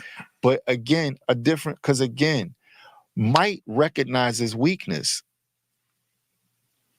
It really does. When you really have might, you recognize weakness. And I'm not into the kill. Like, for one, she's a girl. And I said that with Hallie, like, I'm not into beating up girls. Am I perfect in my whole life? I've already said that. I made a record called I'm Not a Perfect Man, just so people can, like, bro, I'm definitely not perfect. But is that my get down? No. And there's a million other famous women that you could ask, is that my get down? But I don't want to do those kind of things because it's reckless and it's petty. It's like we talking about nothing and people want to talk about nothing. All right. So, I mean, do people really think, turn the light off, please. Keep the rag on your eye. Do people really cold water, like soak it and then squeeze it so it don't drip everywhere? Do people really think he's going to be like, yeah, I did that? Do you really think that? Like, how dehumanizing, how demeaning is that? That's not to say that Jaguar Wright is telling the truth, but I wouldn't turn the hall light off too. I would not say it. I wouldn't. I mean, especially knowing how Puffy gets down. Now we know how he gets down. We know he exploits other men and women. We know this for a fact now. Is it far-fetched to see that he might have exploited the Christopher Williams situation? Allegedly. Girl, he was so fine. Goodness. Yeah, he's half Italian and black. Just like Tay-Mac. Remember, I became friends with Tay-Mac, y'all. Remember Tay-Mac from The Last Drgn? Yeah. Oh, shit. Yeah, I'm telling you, my life is really, really incredible. In the poetry scene back in the late 90s, I became very popular in the underground in LA, in the poetry world. And Tay-Mac decided he was going to do poetry. So he was a part of our poetry circle. So I would be at dinner sitting right next to Tay-Mac multiple times. And it was just hard not to stare. It really was. Would that be Bruce Leroy? Yes. Who's the baddest? But he's so kind. Like Bruce Lee, I mean, Tay-Mac. I never fanned out in front of him, but and we're still cool. We still, just for Instagram friends now, because but he's really into martial arts and stuff like that, and he's really a high level spiritual being. Yeah, I could never say nothing bad about T-Mac. That brother, he really was like that character in the movie. He really was. Like the nigga he got the glow. He really had that shit. He really is a divinely spiritual being. Yeah, and he's still a good looking man. He still looks very good. He aged well. Christopher Williams, yeah, he didn't age well. He looked like he probably did get on drugs, but it'd be hard out here. I don't be judging all that. But I do see he had a hard life. He should not have aged like that. Now, what he was mentioning about Halle Berry was allegedly the story I was told was that he was dating Halle Berry, and he was also married or had a real serious relationship. Whoa. And then when she did Jungle Fever with Wesley Snipes and Spike Lee, they say she was fucking on Spike Lee and she was fucking on Wesley Snipes too. And so or either she was fucking on Wesley Snipes and then she started fucking on Christopher Williams. Anyway, Wesley and Christopher Williams was like best friends at the time. And when she went from one to the other, Wesley Snipes whooped her ass to the point where Oh, she lost hearing in one ear. oh shit. But yeah, for like ever. And then but they blamed Christopher Williams. And so he's had to clarify that. Like, I did not beat Halle Berry. It was he never blew Wesley Snipes up, but people knew it was Wesley Snipes after he found out she was allegedly fucking on Spike Lee and Wesley Snipes. You know, she a grown woman. She can do what she want though. You know what I'm saying? That ain't nobody business. But some men can't handle all that. And he beat her till she popped her ear, Oh shit. allegedly. Oh, Third Eye says, Dragon, if you watch New Jack City, he played the light skinned computer analyst on Nino Brown's crew. Did you watch I New still Jack? gotta I still gotta watch New Jack City. Are you serious? Yes, I'm serious. I gotta watch that. I've never seen it. Yeah, that's one of them classic movies that you really just gotta watch, bro. Okay, let me see if I can find a picture of New Jack City cast. Let's see. Well, I take it back. I've only seen the very ending, where Ice-T gets shot. Damn. Oh my God. I've always got stories to tell. This is kind of like what they look like now, I guess. That's so funny. Show more. Here we go. So they put the old picture of Christopher Williams on there. Kareem Akbar. That's him right here, far left. He was scrumptious. But yeah. So that's they saying that he was the one allegedly doing things to Puffy to get the record deal kind of thing. And he's saying, yeah. You talking about T-Mac? Yeah, I would get my stare on when he wasn't looking because he was just nice. And he did good poetry too. He performed poetry because we were part of Ronnie's Backstreet Poetry. Shout out Ronnie. Um, let's see. Let's see what else y'all saying. Yeah, Kareem Akbar. Yeah, Christopher Williams, I'll be sure. I stopped kind of liking I'll be sure because I had a crush on I'll be sure too, child. It was Christopher. That's why they make fun of the light skin era because it was I'll be sure, Christopher Williams. It was Ice T. It was who else did we just mention? I can't remember right. Timac, and they were supposed alleged light skin. Aldebarge, right? And then when Wesley came in, it became all about the so-called darker skin or chocolate brothers, as we call them, because Wesley could get it too, shit, back then for sure. But oh, and yeah, of course, Mario Van Peebles. Now look, Mario Van Peebles loved to hang out in Leimert Park, so I used to see Mario Van Peebles Oh shit. all the time. Very cool, very down to earth brother. He ended up marrying an Indian woman, like East Indian woman, and they had these beautiful children. He was cool. He just cool cat. Um, He did that Posse movie, kind of like a bad whack ass movie. Well, yeah, I remember Bossy. That was so whack. Sorry, Mario. Still love you. Iced tea. Okay, I don't really got an iced tea. Alan Payne too, child. And you know what? Alan Payne is my homegirl cousin. So Oh one shit. time she brought me to this comedy club in Hollywood, West Hollywood, and there was fucking Alan Payne. And I swear to you, Alan Payne, this was like early 2000s. This was like 2006, 2005, something like that. And he still looked like a teenager. Like he still didn't age from the Cosby Show to me. He's got to be like 60 now. Let me see, Alan Payne. He's just starting to look older. He's just starting to look. Oh, this is how he look now. He still looks young. I mean, this man does not age at all. Alan Payne was fine too. Yes, indeedy. Let's see. Yeah, this is probably him now. All rights reserved. But that wants to hear you. Oh, that was 11 years ago. But yeah, that's about when I last saw him, and he looked like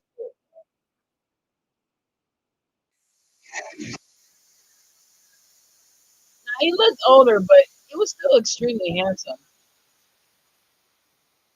Yeah, he aged well. Like quit playing. Like Alan Payne, he aged pretty damn well. Let's see. No so saying I'm looking at old photos of Tamak. His mother is gorgeous too. Yeah, was his mother Italian or was his father Italian? Some people are just born with good genetics. Yes. Yeah. I hope I keep some of my looks. I mean, I know I'm aging, I'm getting older, you know, but I want to age um gracefully. You know what I mean? I don't want to age and all of a sudden just because I gained a bunch of weight during this menopause situation. Look at this, hands darker than the face. Look at this. This is from door dashing. And you know how your hands be on the thing? So I got like tan all on my hands. My mother was like, get some sunblock quickly, ASAP. I was like, lady. But or his mom is black. Okay, yeah. He's just a beautiful specimen. I mean, Tay-Mac he's hitting 62. Like he really is. Cause I mean, I was a kid when he was in the Soul Glow movie. Hold up. Tay-Mac. Like we are literally Instagram friends. That shit's cray.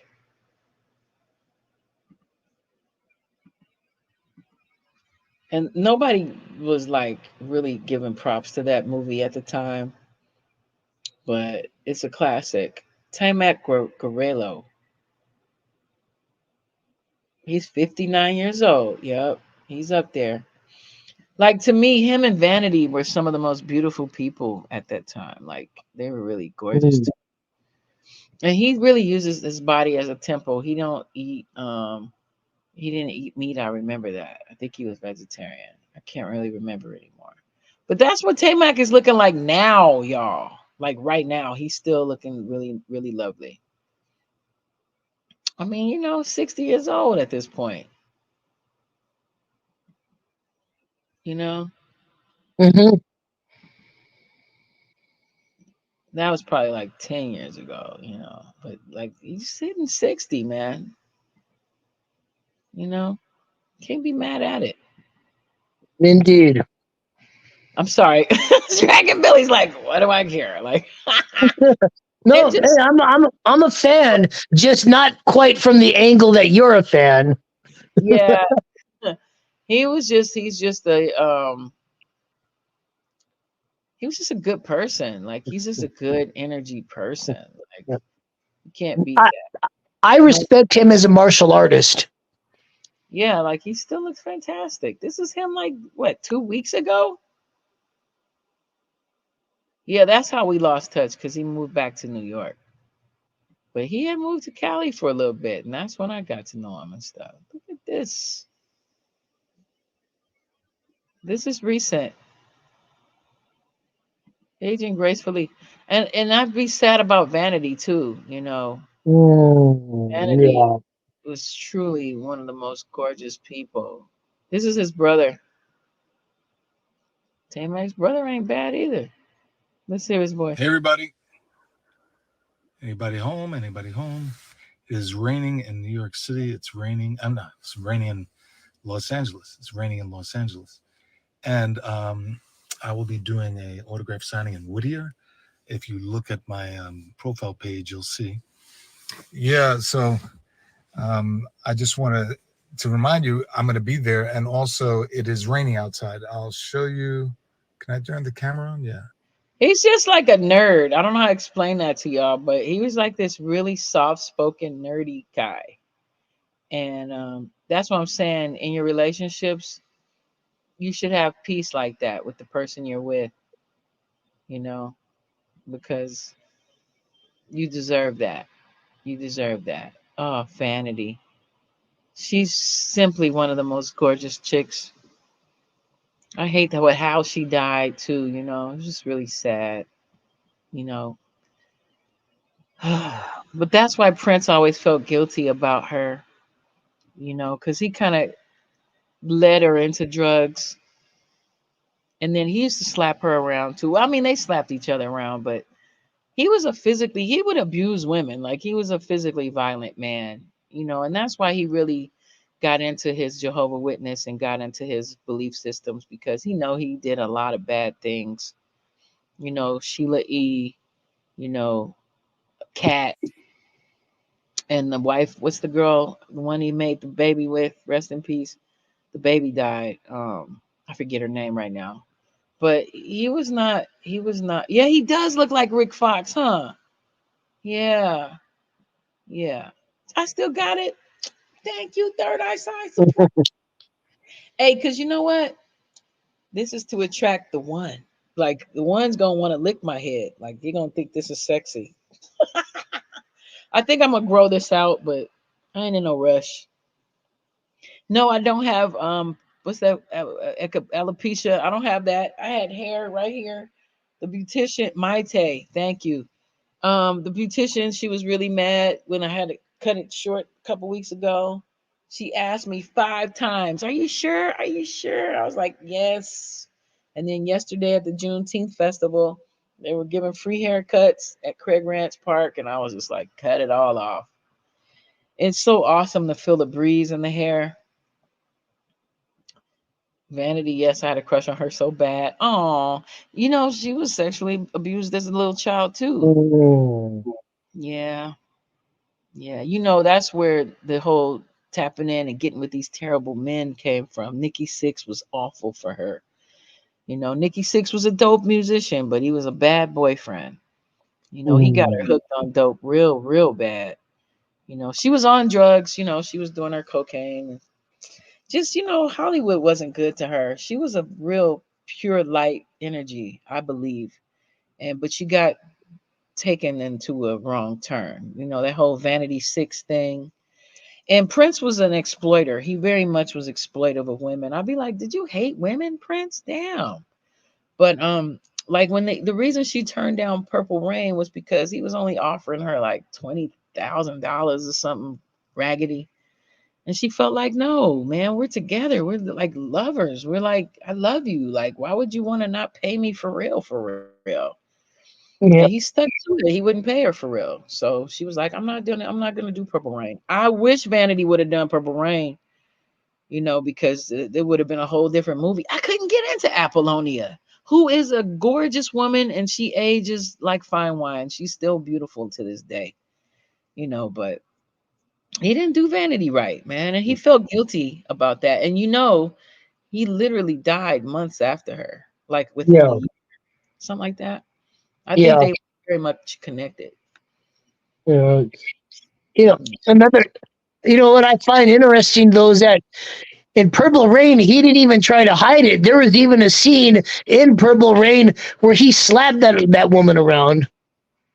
Apollonia? I don't. Or it was The woman, somebody. yeah, the woman who was playing his girlfriend in Purple Rain. There's a part in the movie where he actually slaps her. I can't remember. I have to rewatch Purple Rain. Yeah, he wasn't good to women. We loved Prince, but Prince went through his time when he was just really not a good man, he was just a really awful. He was a rock star, as they always try to say, and Yeah. he bit a lot of his stuff from Rick James. Keep it real, like he really bit a lot from Rick James. He was just an egomaniac at one point, but he really outgrew all that. You remember Sheena Easton? My Yes, I do. house, let me take you somewhere you never been. He turned that little white girl out. Okay, he turned Sheena Yeah. Easton out. And you never Damn. heard from Sheena Easton again after they had those two hits. He gave her like two hits, Sugar Walls, and I forget the other one, but you never even heard of Sheena Easton after that, right? He just Let's talk about the lover in me. That was the other hit. Let's talk about the lover in me. oh, I mean, I'm just keeping it real. Prince was Yeah. not cool till Yeah. later in life. He wasn't. He was abusive. Did you hear he slapped around Sinead O'Connor too? Yeah, I heard about that. Sinead O'Connor said that Prince tried to kill her. Yeah, like he was not cool. Like he was mad at her because she re-sang "It's been 7 hours and 15 days since you took your love away," and he was mad at her about that. Wash your hands, son. Close my door. Thanks, love you. Um, yeah. Sinead O'Connor told this story. I actually did a podcast when Sinead died last year when I was in Costa Rica, and Hmm.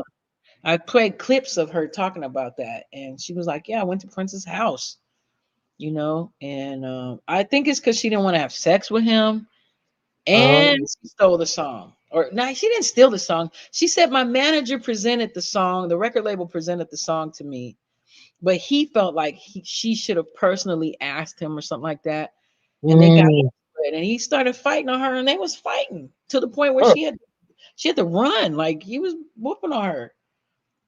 Yeah, he was abusive. And Mm. Sheila E. He had known Sheila E. since they were teenagers from the 70s, like in Oakland times. Like he used to come to Oakland, and that's how they met. And he just wasn't good to women. He wasn't. Cat, he abused the shit out of Cat, the dancer. Allegedly. He wasn't good to his friends, band members. He wasn't cool, man. He wasn't. He was just an ego man, a little short man complex. Yeah. Okay. Let's see. Pebbles. Pebbles. We was talking about. Oh yeah, Pebbles was the bomb. Pebbles had swag. Had swag like Pebbles. That girl that sings Blue Cantrell. And I worked with Blue Cantrell too. She had that song, Get 'em Up Style. Da-da-da, da-da-da. Okay, I can't sing. If you know who Blue Cantrell is, that's who Jay-Z, she allegedly was in this very famous Wendy Williams interview. And she was talking about how she had a crush on Jay-Z and she'd smash and whoopty whoop. Next thing you know, her album went whoop. And Oh. Beyonce was trolling her after that. Like Beyonce did a whole song using her lyrics and like phraseology and started dressing like how Blue Cantrell dressed and all of that. Like Beyonce is not no, don't mess with a Virgo. Virgos can be very petty. Okay. And she got very petty with Blue. She even used the same artist that Blue used. Like Blue had a song with that reggae dude. What's his name? Hold up, let me Google it. Blue Cantrell. She had a song called Breathe. It was the bomb. I love that song. She's a beautiful girl. But she was running out in Santa Monica in the street talking about they was trying to kill her too. Like, Mm. she was like really going through it. Oh, Pebbles. Yeah, that's where we were. It was a lot of beautiful women. Do you wanna ride in my Mercedes, boy? Right. But that's Blue Cantrell. So she had a Mm. song with Cantrell called Breathe. And next thing you know, Beyonce do a song with Sean Paul talking about, ooh, let me breathe. Let me get it. She was clowning on Blue Cantrell. Like, anyway, Pebbles, let's go back. Pebbles was L.A. Reid's wife, and he cheated Mm. on her. Chili, Pebbles. She ended Yeah. up, she's the one that found TLC. She's the Hmm. one who created TLC. Like, yeah, that was her little group. L.A. Reid had her ex-husband had started a record label called LaFace with Babyface. So it was Love Hmm. Oh L.A. yeah. Reid. They brought out Outkast and Pink, you know. But Yeah, because Babyface and L.A. Reid, they used to be in a group together back in '88. oh yeah, all I think of you. You and Ooh, two occasions, that's day and and night. night, 9 day, 9 day. Yeah, Pebbles was the business. Yeah. And you know how they talk about how everybody's related in the industry? Where her cousin is the one that sings Sunday, Monday, Tuesday, Wednesday. Oh Sherelle. shit! They're cousins. Saturday left. Yeah. Yeah, there's oh shit. I forgot her name, but fucking, I listened to that shit a lot. Sherelle. Yeah. She was, Sherelle. you know, I liked Sherelle when I was a kid because she sounded like a little kid and she had that song and she had that breakdancing gorilla. Remember that? I didn't mean to turn you on. Sherelle. Mhm. I used to love that little video because of the breakdancing gorilla. She redid Didn't Mean to Turn You On and made it her own. Let me take you out. I wasn't trying to lead you on, my baby. Whatever. That's a Prince song. Prince did that. I didn't mean to turn you on. Prince wrote that. I Oh didn't mean. shit! Yep, Prince wrote a yep, lot of shit that you wouldn't know that he yep. wrote. Something I read those that said that when L.A. Reid was still married to his first wife, who was dying of cancer first, he actually cheated on her with Pebbles. Ain't that something? And Yeah, then didn't he end up with Karen White? I never liked Karen White because of that. Karen I White. didn't know he was with Karen White. I'm not your superwoman. I Alone in my room. Yeah, that's what made me not like Karen White because I think she was married. Was she married to? I think it was L.A. Reid. I think it was one of them.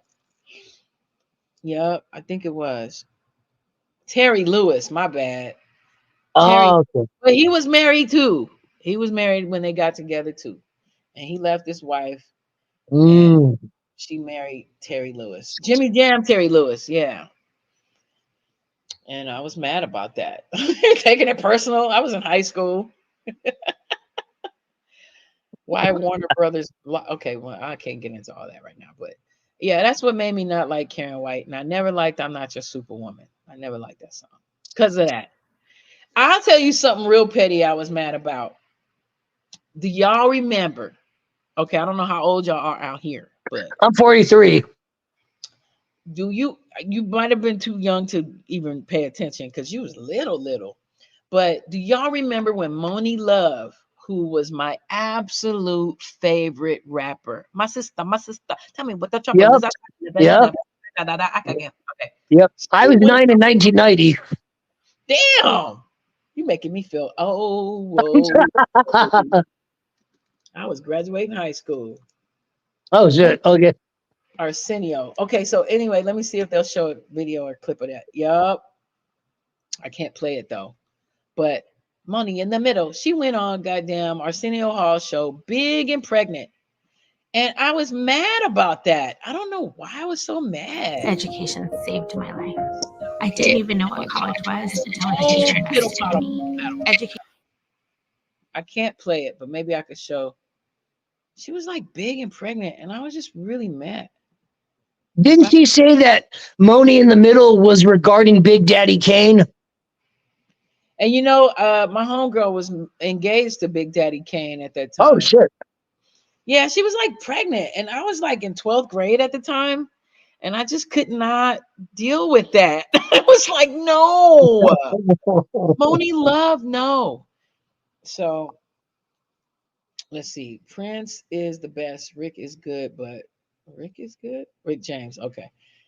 Let's see. Sinead O'Connor, nothing compares to you. Yup, she sang that, and Prince was mad because she didn't get authorization. He was real serious about that shit, you know, which is probably why they say allegedly Jay-Z has something to do with him not being here anymore because he didn't want his music on YouTube at all. Like he was like, no, I don't want my music on YouTube. I don't want it for Fair Act or free or none of that. He was like, no.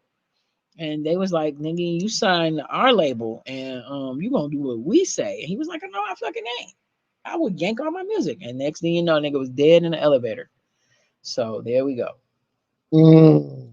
Yep. But he is signed to Jay-Z and them. If I you know didn't that. know that. Yeah, yeah. Most so did Nipsey before he died. You feel me?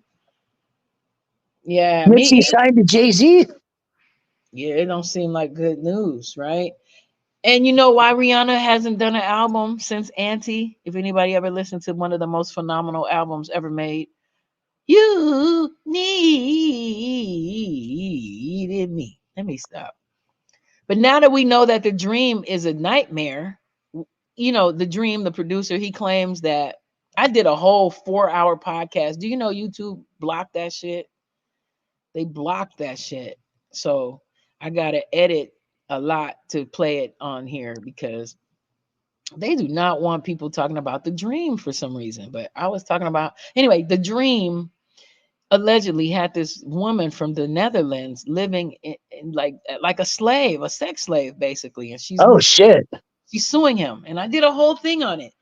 And I did a whole thing on like how he was he used to abuse Nevaeh, who he was married to, and he was did he marry Nevaeh? Yep, he had like 2 kids or something with it. And then he was with Christina Milian. He had a daughter with Christina Milian, Oh and shit. he abused her too.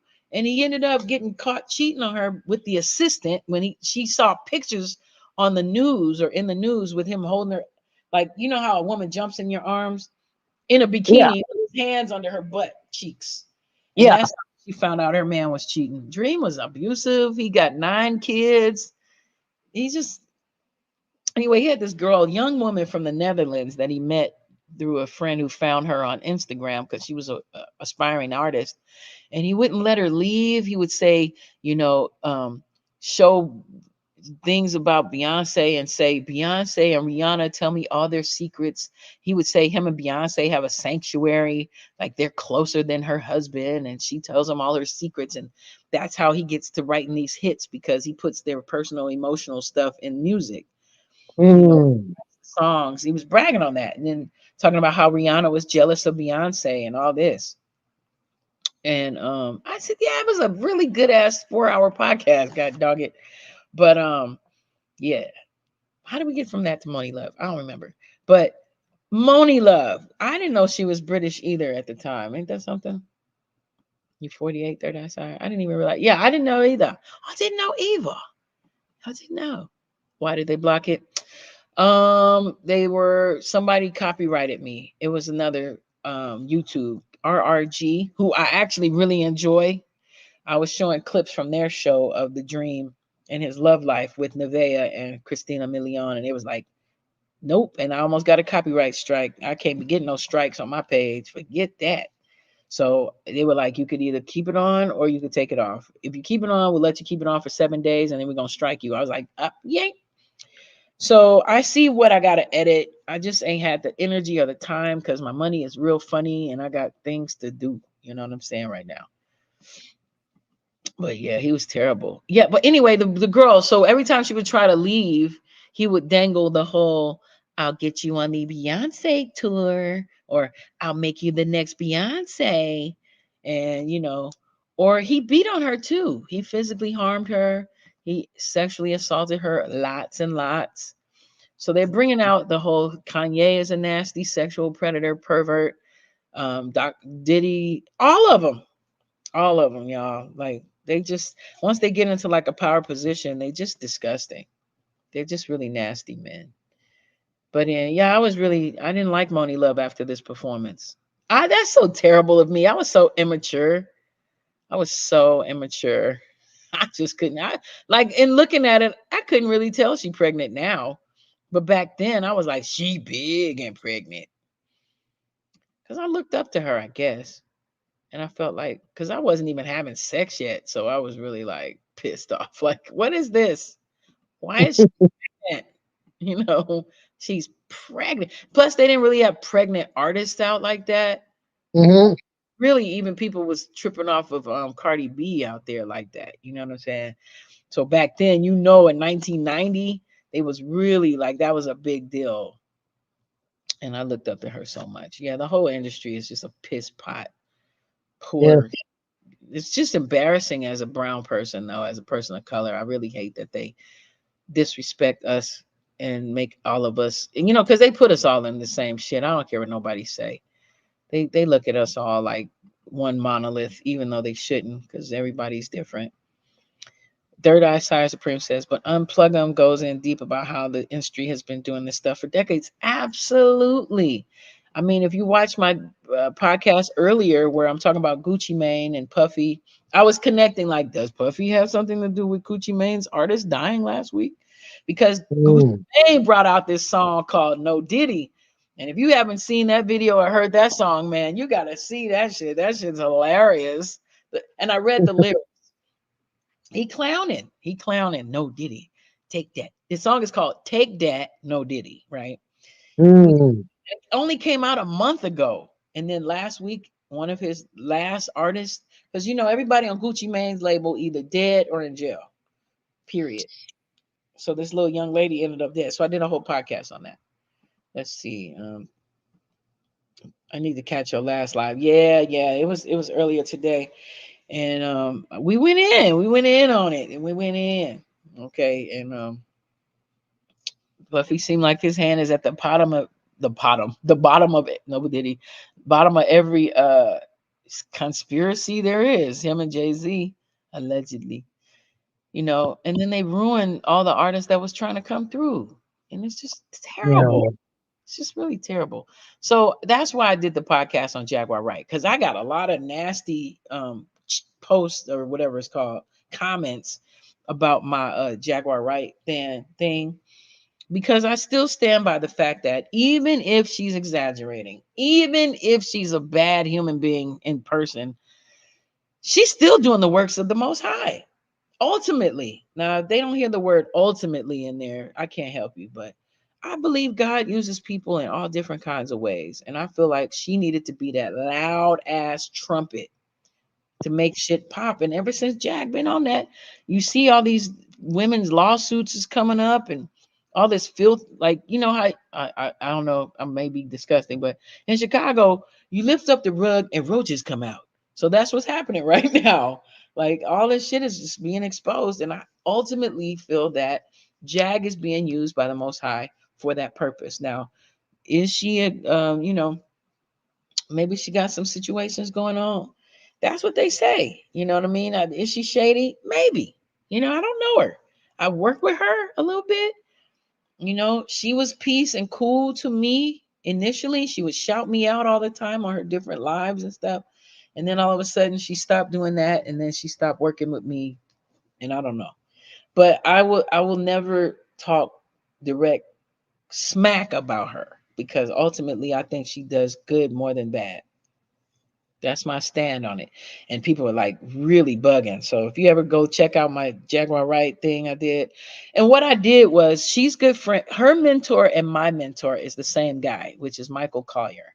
Michael Collier was my mentor back in the late 90s, early 2000s. He's still a very good friend. We're like family. I should just say he's like my family. But anyway, she went on his show. He has the Michael Collier morning show, and he does it every morning on Facebook, YouTube, all that. And she went on there a couple times, and so I used snippets. Woo! Excuse me.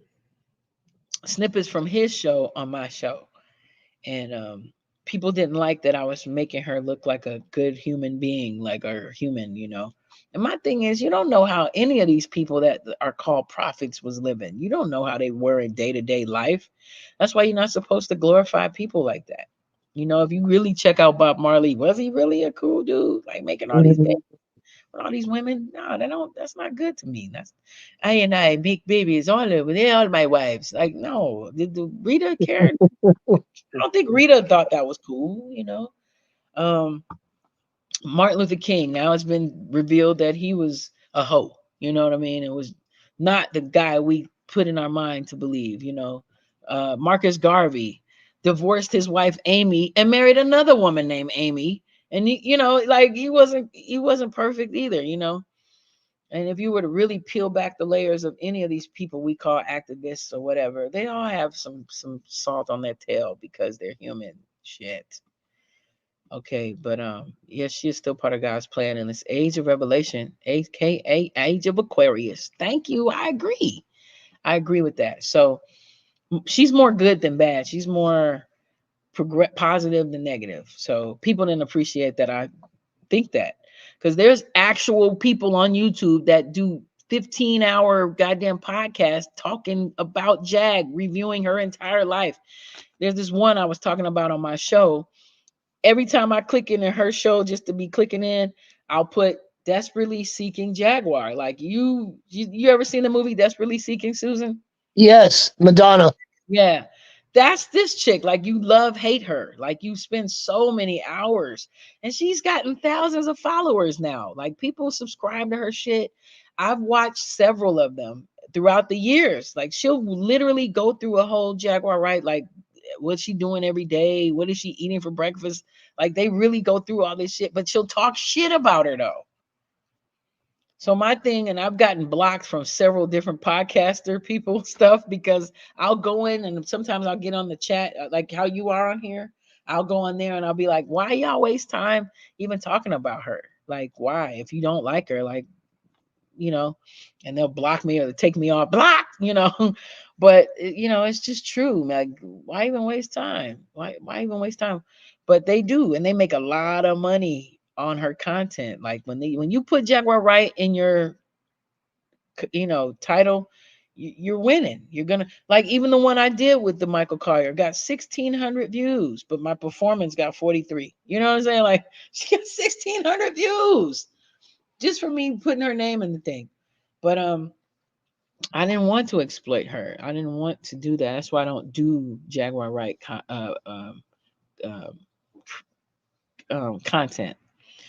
I feel it's exploitive unless I'm doing something to promote or make her look like the prophet that she is. And then they were like, if you think she's a prophet, then you're mentally ill too. And I'm like, nah, nigga, I know what the word prophet really means, and it don't mean what y'all make it think like it means. She's literally doing the works. Even if she's exaggerating, whatever, she's still getting the point across, because they are doing them nasty things. And really, she knows what the hell she's talking about. It's just the average person can't understand that because they're not in those circles, and they really do filthy, nasty things. And they really are ritualistic.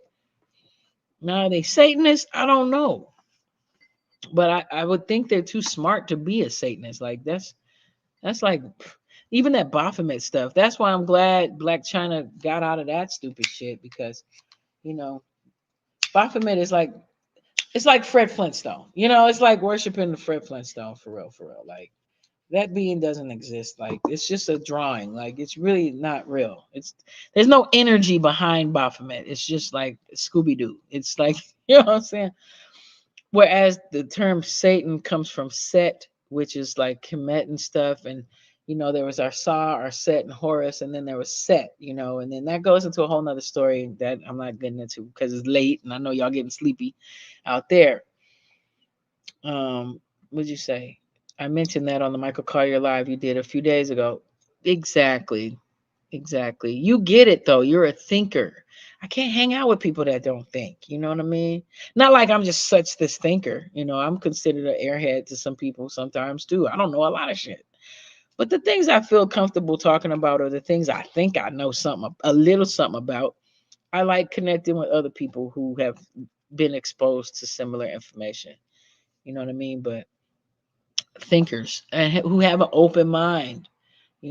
Like if I was to talk to the average person about the whole Satan Set Lucifer thing, they would trip out. Like, it'd blow their mind. That's why I can't talk to the average, like, so-called Christian, and then to tell them that there's actually a thing called Coptic Christianity or Ethiopian Christianity and Greek Orthodox Christianity. There's all kinds of Christianity. There's the Ku Klux Klan American White Christianity.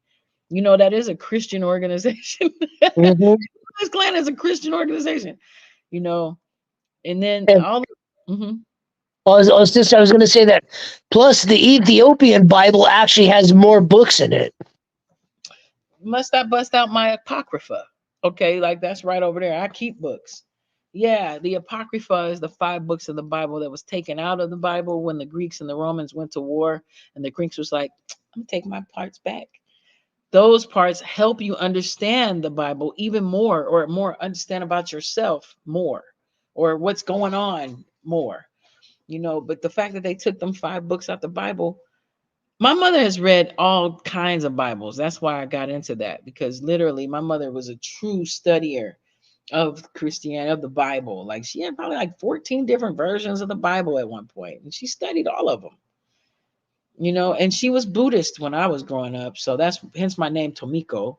It's a Japanese name, you know. And I always have to correct people because they be like, "Oh, Tomika," like, no, it's Tomiko. Mm. Oh, that O means something, you know. Um, because my mother was really into like Buddhism and uh, Eastern science. You know, I'm a '70s kid, so you know a lot of Mhm. people were experimenting with different philosophies and expanding beyond just baptism, Baptists back Yeah. then. You know, and so my mother's a thinker, so and she's still a thinker, you know. And you know, I'm used to that. Let me see. Third Eye Sire Supreme says the majority of the population has been programmed to think of witchcraft as something spooky. I mean, the history of America shows us that when they killed all those girls, you know, all those women claiming they were, Mhm. knowing that little girl lied. It was this one little girl who created that whole situation. You know, she was the one that talked that whole witch shit. And then, you know, but there were some women into the arts, you know what I'm saying? They were just herbalists. You know what I'm saying? Like Any Tatubra. Tatubra was probably an herbalist. who? Tatubra. Never heard of that. Her. Tatubra Tatubra was the enslaved woman who is the reason why the Salem witch trials started, because the little girls claimed that Tatubra bewitched them. What? I gotta look this up now. Hold up. Tutubra? I hope I'm spelling it wrong, obviously. Tutubra. Tutuba. Okay. Okay, it's probably Tutubra, but you know how they mispronounce and misspell things. Okay. Yeah. Okay, I've seen this image before. She was the Indian medicine woman, huh? Mm-hmm. And they tried to say she was a witch because she was using the herbs and spices. Tutuba was an enslaved Native American woman who was one of the first to be accused of witchcraft. Dang, she was owned by Samuel Parris, the minister of Salem. Oh, see, as soon as they say the minister, oh shit. Mm. Oh, after the trials, Tatuba remained in Boston Gaol, which had deplorable living conditions, for 13 months because Samuel Parris refused to pay her jail fees. During that time, she would testify in other trials of accused witches. Just dirty. How old was she when she was accused? She was likely between the ages of 12 and 17 when she came into Paris' household. She was most likely purchased by Paris from one of his business associates. Mm. Who caused Tatuba to confess? Answer and explanation. Tatuba confessed to witchcraft because she believes that she will be shown mercy. She knows that as a slave, her protestations will mean nothing. There is no way she will be able to prove her innocence, not when the girls of the town are perfectly willing to blame her for their problems. Damn. He struck or beat Tituba to force her into a false admission, leading some to believe that Tituba confessed to avoid further mistreatment. How many people died in the Salem witch trials? 19! 14 women and 5 men. An 81-year-old man was accidentally killed, pressed to death by stones during torture. All the accused were pardoned. They were just, they were crazy, man. They were very crazy. It's very sad. Yeah. Have you ever watched what's it called? The Scarlet Letter. Have you ever read that? Heard about it. Never read it or seen it. Yeah, I was really into Nathaniel Hawthorne at one point. I'm a nerd, okay? Nathaniel Hawthorne wrote The Scarlet Letter. And yeah, it's very interesting because it's written in the time. Yeah, people do fear what they don't understand, third eye, you know. And that's still to this day. Again, even when I started studying Ifa, my mother and all my like she told the people that I was devil worshiping. And I was like, what? Never. Um, Damn, I was about to look up something. I distracted myself. People feel what they thought. What was we talking about? Witch trials? Damn, I forgot now. What was we saying? I was about to look it up. Uh, can't remember. Witchcraft, yeah, they think of it as something spooky, and if it ain't Jesus, if it ain't Jesus, and no disrespect to the Most High and or Jesus Christ, you know what I'm saying? If and there's people in my world I know in LA that think he was a um consciousness, not an actual being. Like some people think that, you know. Um, and then some people say his name was Joshua and he was a regular dude. He ended up married to Mary Magdalene. There's people that think all kinds of stuff, you know. Oh man, I straight bought this today and broke it already. How did I do that? Mm. Ain't that a oh there we go. All right, get the sage popping. Okay, I'm still doing readings for anyone who's still interested and open and wants to hear anything pertaining to that. Madam Tomiko is in office. Yeah, Christ consciousness. Like a lot of my friends in LA really got into some alternate thinking, you know. And people don't stay stuck on that. People just keep studying and studying and studying. You know what I mean? You know, because it never stops. You keep learning and growing and thinking and believing. So I know it's getting late. My house is settled down. I don't hear no cheering. It's 12:25. Does anybody want a reading at all by Madame Tomiko? Not, Anybody? not, not to be confused with Cleo. No. Just me, Tomiko Tarot. Oh yeah, no, so yay. Okay, so there is no requirement of a cash donation, of course. But if you would like to get any type of, reciprocal donation, it's always appreciated. That's all I have to say about that. All right, so no, so when's your birthday? No, so what sign are you? All right, yes, I'm gonna read you right now. I want you to type in your birthday and also what is it pertaining to? Is it love? Is it money? What do you want to know more about? Okay.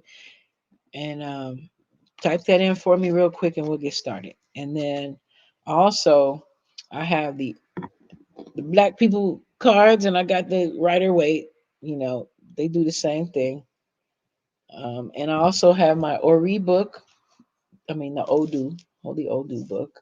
We can go out of there. And I also have the Bible. I just wanted to share from my Krishnamurti book. You ever heard of Krishnamurti? No. Oh my goodness, this book is. I mean, you see, I've read it so much. It's just, it's all kinds of tore up. But I also buy used books. This was a used book when I bought it. Misplaced Books, a collective library. So my ex, we used to have a think tank in Inglewood in LA, and we had a fundraiser party, and we had a bunch of people donate a few bucks here and there, and we bought all these books and you could check them out. Like if you came Dragon, you could go and you could look and check out a book. But we put a stamp in there called Misplaced Books. That was the name of our library. It's called the Misplaced Books, a collective library. And we used Mhm. to take those books and bring them and take them home and bring them back. And then when we moved to Atlanta, Norcross, Georgia, we brought all 300 of those books. But when we split up, I took 150 and he took well, I left him 150 books. I took 150 books. Mm. And pretty much most of those books are gone now because of this dumbass homegirl of mine who ain't my homegirl no more. Mm. She didn't read books, so she didn't understand the importance of some of these books. Some of these were extremely rare books. Mm. Understand that. All Mm. right. So here we go. 2172. Oh, okay. Okay. So are you what is that? Is that Capricorn? No, that's Aquarius. February 1st. You are Aquarius. Judu Krishnamurti. Krishna. They stole him. Like the British people stole him when he was a little boy from England. from India. They stole him when they saw him and kept him captive in England and like forced him to do not what we would call readings, but really he was just mad philosophical.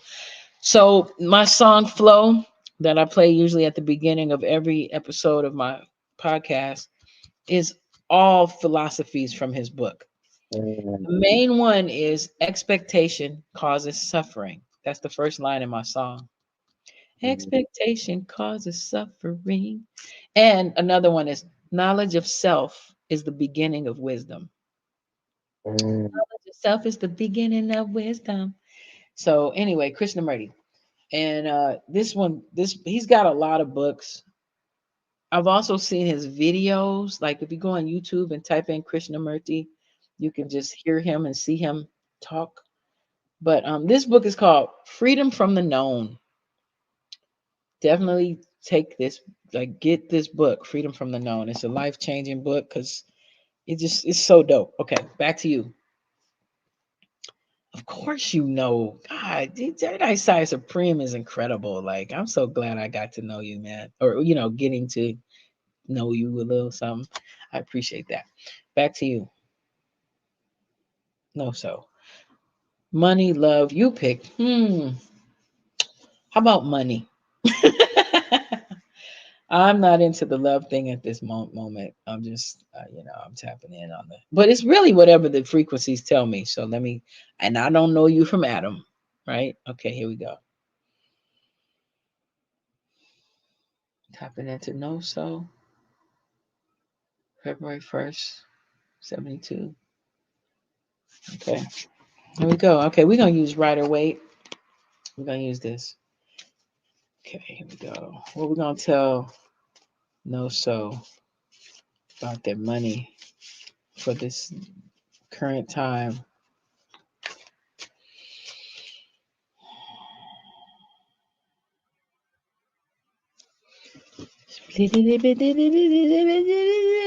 Okay, we're going to take one.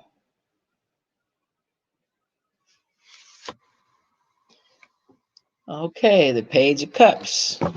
And it's inverted. So, the Page of Cups. What do we want? No, so to know.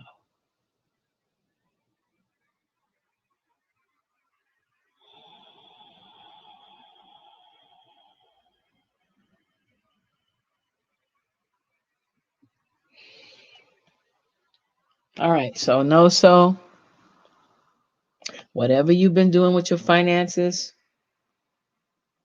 you need to change that. Whatever you've been doing in your life, you need to refine some things.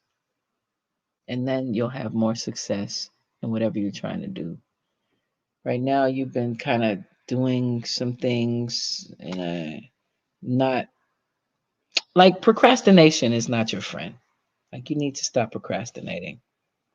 Stop procrastinating. Stop procrastinating. You'll have much more success if you stop procrastinating.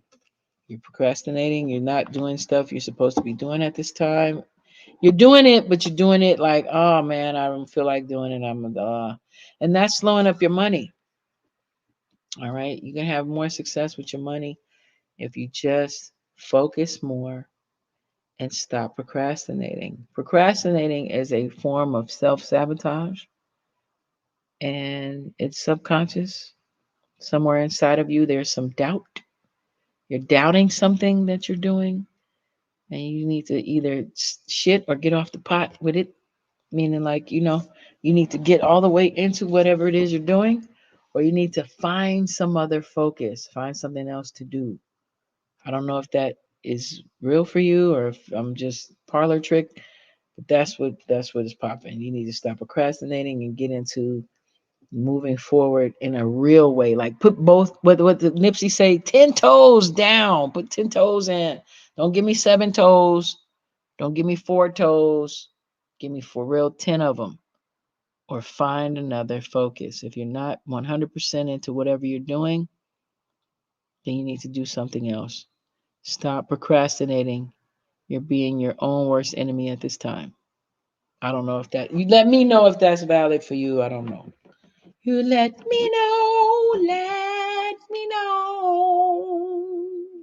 And you're an Aquarius, so take it how you want. You know, I know my Aquarian friends are very, you know, airy and they can take it in one ear and out the other. I know. But take heed, black breed. I don't know what color you are, but that's just an old phrase. Take heed. Do better.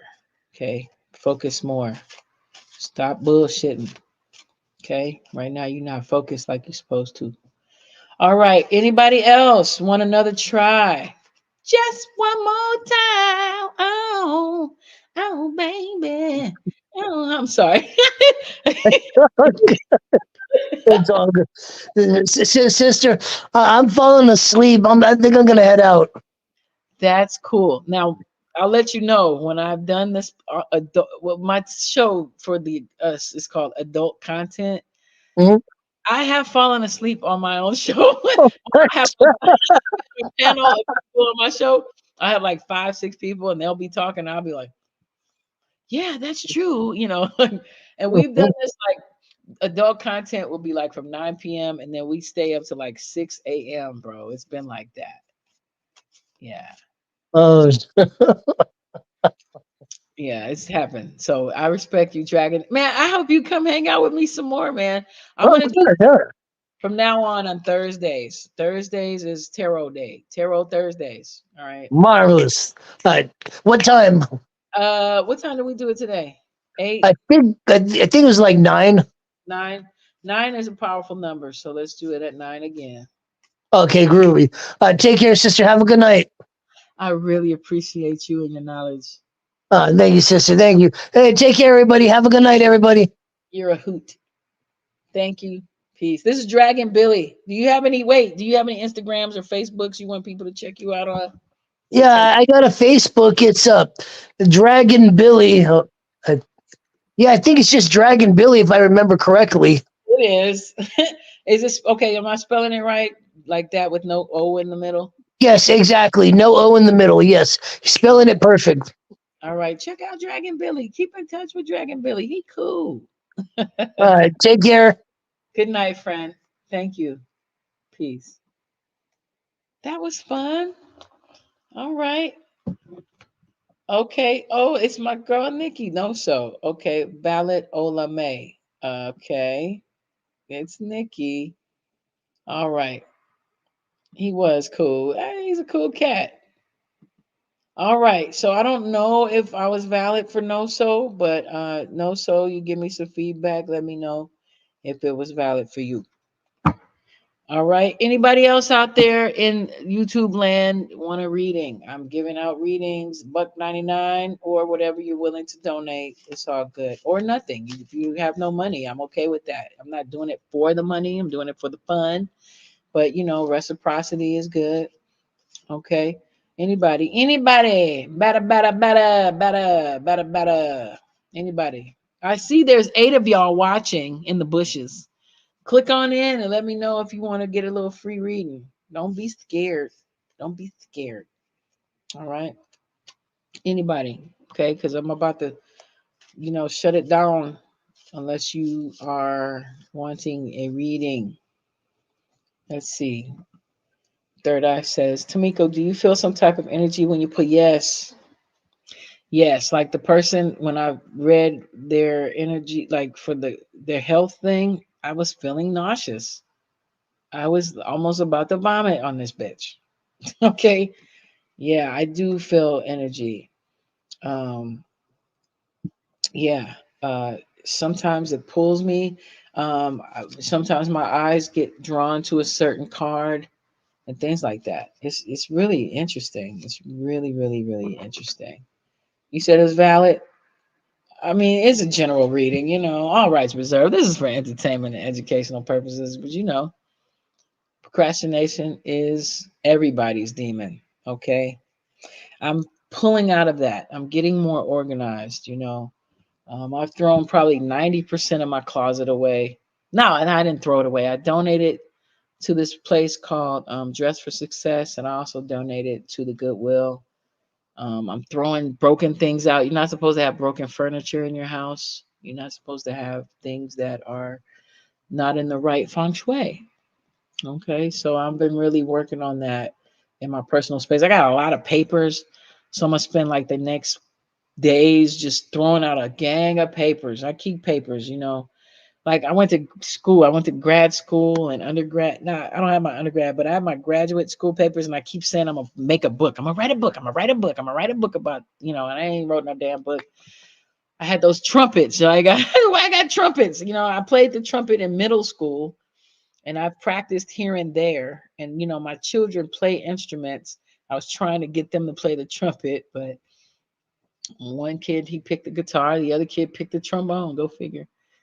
But I keep saying I'm gonna do this and I'm gonna do that, and that's that Pisces moon that that's dreamy. We're dreamers. We always dreaming. But I'm trying to be more in reality and do things differently than I've done before, so I can have more blessings. So yeah, you got to get rid of old stuff. And I even went through my phone. I deleted a gang of people. I don't usually do that, but I've been deleting people who I don't know. I'll be like, who is this? All right, like people I don't talk to anymore or whatever. I'm just deleting them. For what? Why am I keep? I always kept them in my phone because I was like, well, if I'm promoting something, I'm gonna just forget it, man. Minimization is key. Like minimize things in your life. I've even lost a few pounds. Getting out in and out of a car, door dashing will do that for you. Plus, my appetite. I just have been, I just been more conscious of what I'm eating. No, I'm still. You saw that big ass pizza I had. I'm not like, not eating what I want per se, but I'm just trying to be more. I don't know, just active, just more active. Yeah, get rid of all that stuff. Well, can anyone do tarot reading, or do you need to be somewhat empathetic? I would think anybody who's even inclined to do tarot would be empathetic. Um, that's what I'm hoping. I'm sure there's some people on here that's just like, but even in that, the creator is the best of planners. So even if they think they being fake, they being real. You know what I mean? But they keep, that what you saying? I found out Virgos are my soulmates, but they keep hurting your heart. Well, you know what? Let's do a romance one.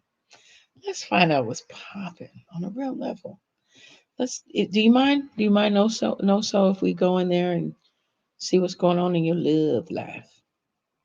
I won't go too heavy. Okay. But let's tap in. Let's tap in. No souls, no love life. No soul.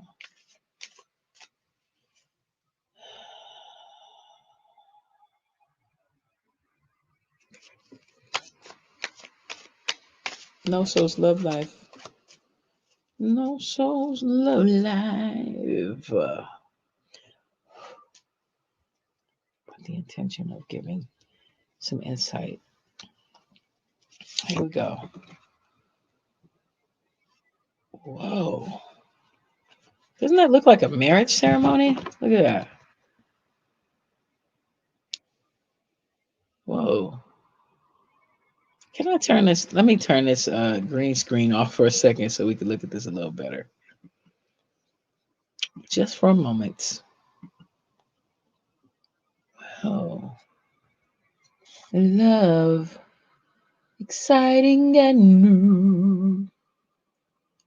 It's definitely a ceremony. Where's my glasses? The Tree of Pentacles.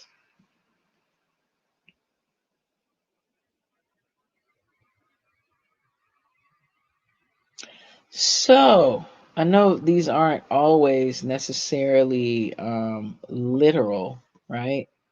However, in this instance,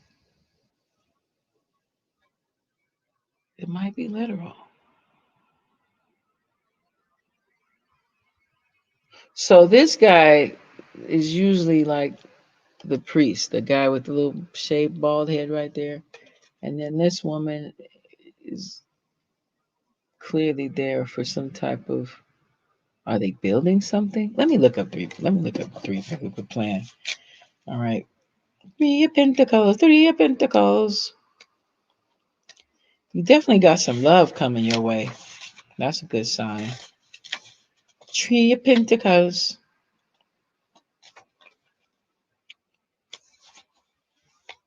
A sculptor at his work in a monastery. Usually regarded as a card of nobility, aristocracy, renown, glory. Give me a sec. Just give me 1 second.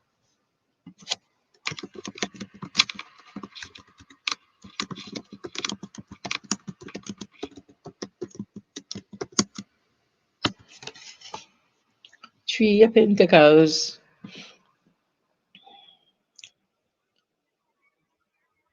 In regard to love, okay, so it says in tarot, positive attributes of the Three of Pentacles in a spread include the mastery of a skill in trade or work, achieving perfection, artistic ability, and dignity through renown, rank, or power. I already read that. But three, the Empress.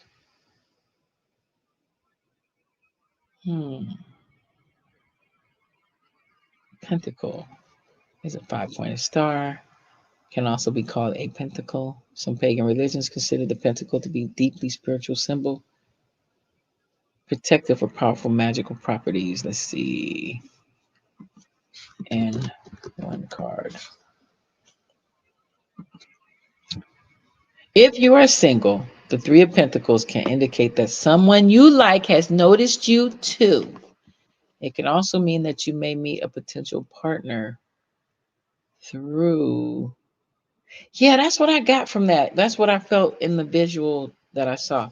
Somebody is going to be the one that you're going to have something in common with them. Like you're going to build together, not that you're builder bearing a nigga, but you're going to be building with them. Like something you both have in common, you're going to do and build together. You're going to share this in common.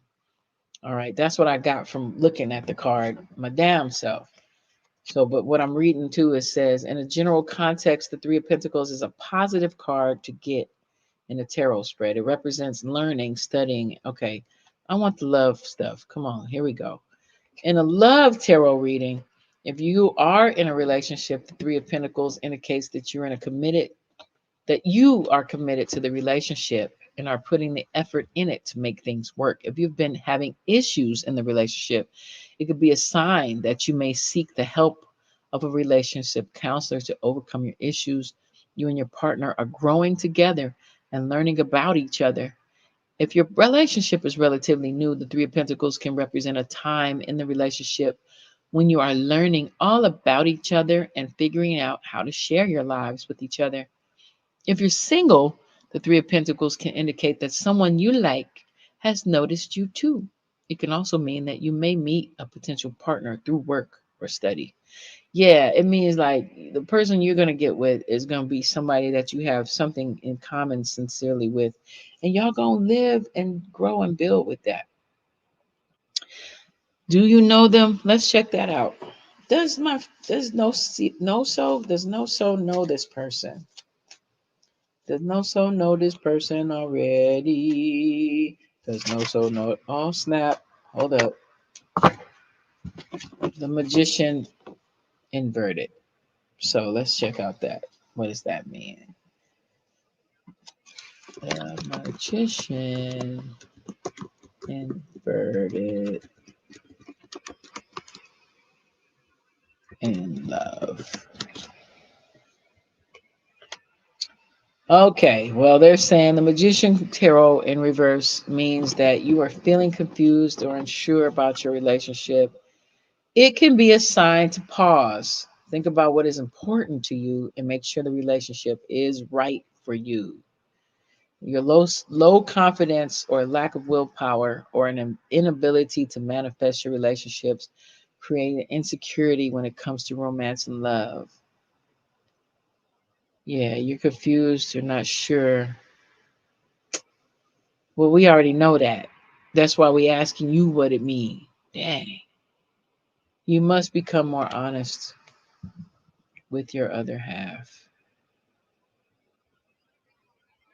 Let me see. Let's see what they're saying. Feeling that the person is being manipulated and pushed in a direction they don't want to go. Let's check that out. Let me see.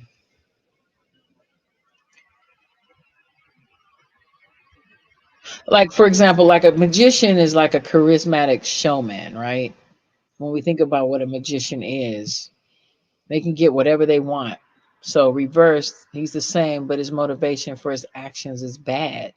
He manipulates people in order to take advantage of them. So I think that the feeling is the feeling of his actions being present in the relationship. So you have to be careful that because you may be feeling somebody that they don't take advantage of that. Let's see, like they know you digging them, so they're gonna take advantage of that. So is that something you really want? Like, is that a healthy thing? Like, think about like, if your daughter, like if you have a daughter, if your daughter was coming to you and saying they were going through something that you're going through, would that be good enough for them?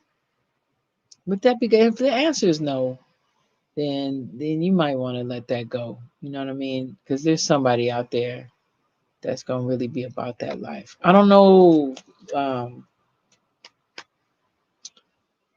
if like your confusion is your solution.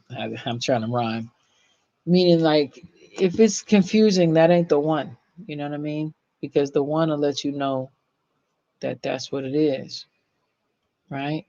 So I'm checking out these different channels, pages, and stuff, but that's what I'm feeling. The Magician card in reverse signals a cautionary message. It signifies a misuse of power or a failure to harness one's potential effectively. In this state, an individual may encounter challenges in focusing their creative energy, leading to unfinished projects and missed opportunities. That goes in with not procrastinating. When it comes to love, um, I suggest that there may be a lack of genuine communication or a sense of manipulation in the relationship. This can manifest as dishonesty, hidden agendas, or a feeling of being deceived by a partner. It signifies a potential imbalance of power within the relationship, with one person feeling more dominant or controlling.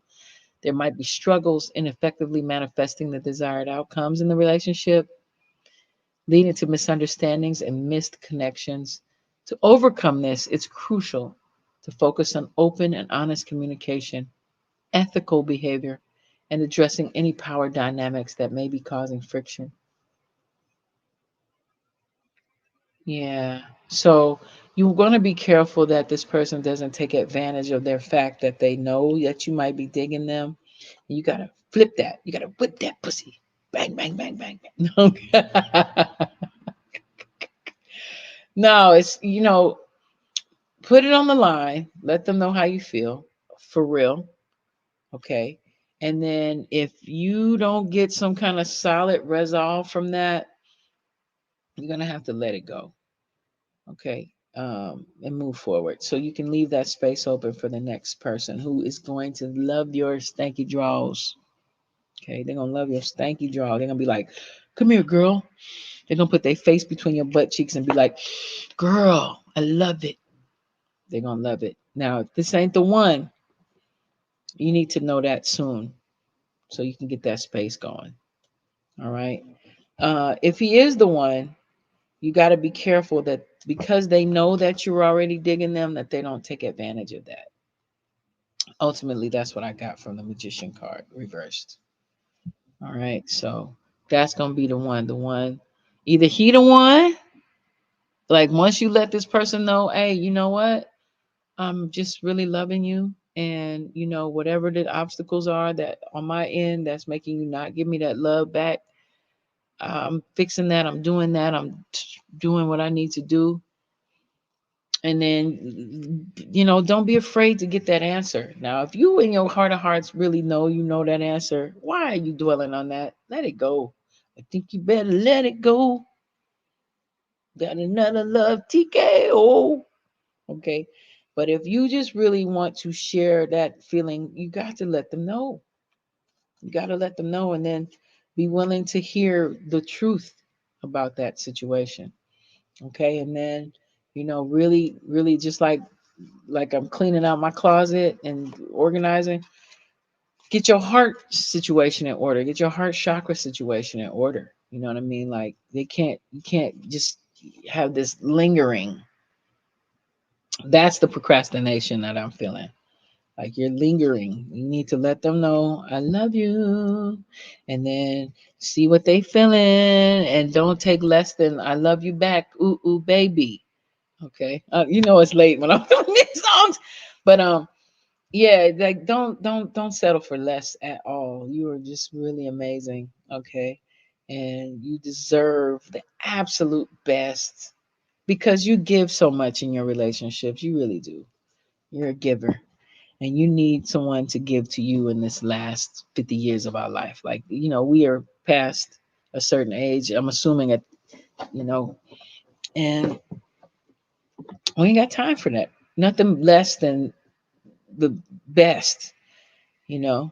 Like at first I couldn't even imagine being in another relationship ever again after what I've been through. But now I'm feeling more like, maybe, but they got to be willing to take me on cruises. Okay, we got to do that Tom Joyner morning show cruise. We got to do the Tom Joyner cruise. Okay, we got to go to Greece. I binged Insecure, the whole thing, season 1 to season 5, twice. Okay, because I felt like Issa Rae was me. I was like, that's me. That's how she me on the camera. Um, I felt like she was all my homegirls in LA. Like, but I'm saying that to say, you can't settle. I love the other character, Molly. Molly was nitpicking, nitpicking, nitpicking, nitpicking, and then finally she balanced that out. She didn't settle for less, but she became more practical and realistic about her selections, And she ended up married to the coolest dude she overlooked him all that time, you know what I mean? And then when she finally turned that switch on, she in Greece on her, my fucking. That's what I'm talking about. Greece on the honeymoon. That's what I'm talking about. I cannot have less than that ever again in my life. I will never settle for less again, ever. And you deserve the best.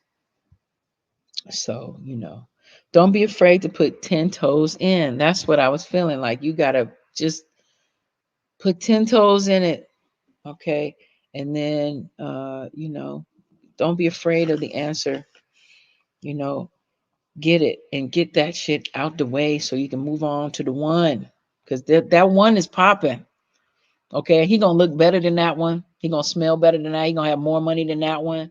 He going to love you more than that one. If that ain't the one. Okay. So don't be afraid to, tap in. That's the energy, the procrastination, not your business. That like something in your love life is like you have not wrapped it up or uh expanded it. Like it's either gonna grow or die. That's it. That's life, right? You either grow or die. That's it. So no, so make sure you come back next Thursday and let me know how that goes. All right. All right. So that's the anybody else or just okay. No, so I hope that was helpful. He's a Virgo. Oh my goodness. Oh my gosh. Okay. You're a scaredy cat. We all are, honey. We all are. You got this though. Yeah, I know. So, but so is that saying like somewhere deep inside you really do know the answer? Okay. And you're afraid to just hear the dog is snoring. He's snoring. That's hilarious. He farts too in his sleep. Who knew? I didn't know dogs farted or snored. I'd still rather have him in my bed than that other dog. Okay, moving on. Anybody else? Anybody? I hope that helps, sister. I really do. Anybody else? Anybody else want a reading? I'm gonna call you. Oh, you go. Oh, I hope you do. I'm a night owl. Hey, I'm out here. Readings. Okay, let's do it. Let's do it. Let's do it. Now, this book has been, oh my God. You see how used this book is? This is one of my most used books. I promise you, everybody I've used this book on has told me that it was 100% on point. Every single one. Love cards. And how this works is you would give me the birthday of your birthday and the person's birthday. And then I look it up. And based on that, it tells you where your Jupiter, your moon, your Pluto, Saturn, Uranus, all of that is. And it's been, I wrote down names of people because, damn, this is so long ago. I'm not even friends with a couple of these bitches in here no more. But anyway, three of them. One, two, three. Fuck that bitch. Fuck that bitch. Fuck that bitch. I don't even know her anymore. It's funny. I put the names of people in here when I would do their reading. So that's how long I've had this book, y'all. This is classic right here. Oh my God. I was still going by Safa. That's how old this book is. That's my other name, by the way. Safa, by the way, y'all. Damn, David Raybon. Look, David Raybon, he was on Insecure. He was on like I forget what episode, but he was the bus driver. I don't know if y'all watch Insecure. That is how long ago this was. I have his phone number in my book still. We used to hang out. I had two men that I dated that was on Insecure. Isn't that funny? So David Raybon played the bus driver on that episode when they was trying to get off at the hotel to help Tiffany when she was going through postpartum. And then the other guy, King Kedar, the comedian, he played the neighbor with the dog that no, he don't really have the dog, but he has a dog. That guy in the apartment when Issa was the apartment manager. I was like, damn. I wish I could have been on Insecure, man. That would have been amazing. I would have been a whole different motherfucking person if I could to be on there. Oh, you want me to do it? She's like, give me his birthday. All right, we'll do it. What else we doing tonight? All right, so let me get where's my pen? I'm gonna need some paper. Hold up. Okay, so February 1st and then September 10th. Hold up. This book is mad complex. I might have to do this offline because I gotta kind of remember how to do the shit. Hold up. Hold up. Okay, let me try you. Okay, February 1st.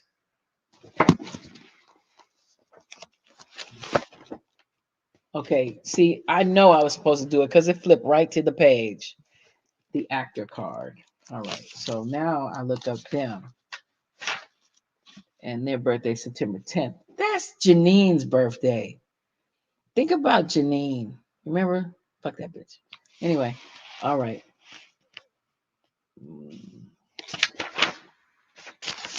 September 10th. Ace of Diamonds. All right, Ace of Diamonds. Ace of Diamonds. Here we go. Yeah. PLF, MOF. Woo! Attraction 6, intensity 2, compatibility 2. All right, PLF, MOF. PLF. Let's do it. They are Pluto to you in the life spread. Let me double check that. Ace of Diamonds, PLF. Let's do it. They are Pluto to you in the life spread. Let's go to page 309. Ciao. Here we go. Meaning of the connection. Are you ready? Here we go. There is something very challenging for you about your partner. He or she causes you to make changes in your life and helps you to expand beyond your present capabilities or self imposed limitations. It is likely that the two of you have battles of the will at times. The two of you may be vying for control in the relationship, and this can get intense at times. However, if handled with awareness, this could be one of the most valuable relationships of your life. It will transform you and help you reach your highest potential while encouraging you to let go of emotional attachments or negative habits that are holding you back. To get the most out of this connection, resist the temptation, resist the temptation to try and change or control your partner and use this energy to change yourself. That is what this relationship is meant to be for you, a stimulus to change. While not an easy relationship by most standards, its value to you could be enormous. This connection is usually associated with strong sexual attraction. Wow. Notes: the Pluto connection is related to Mars. Mars is the sex, the sex planet, but it is Mars taken to a higher octave.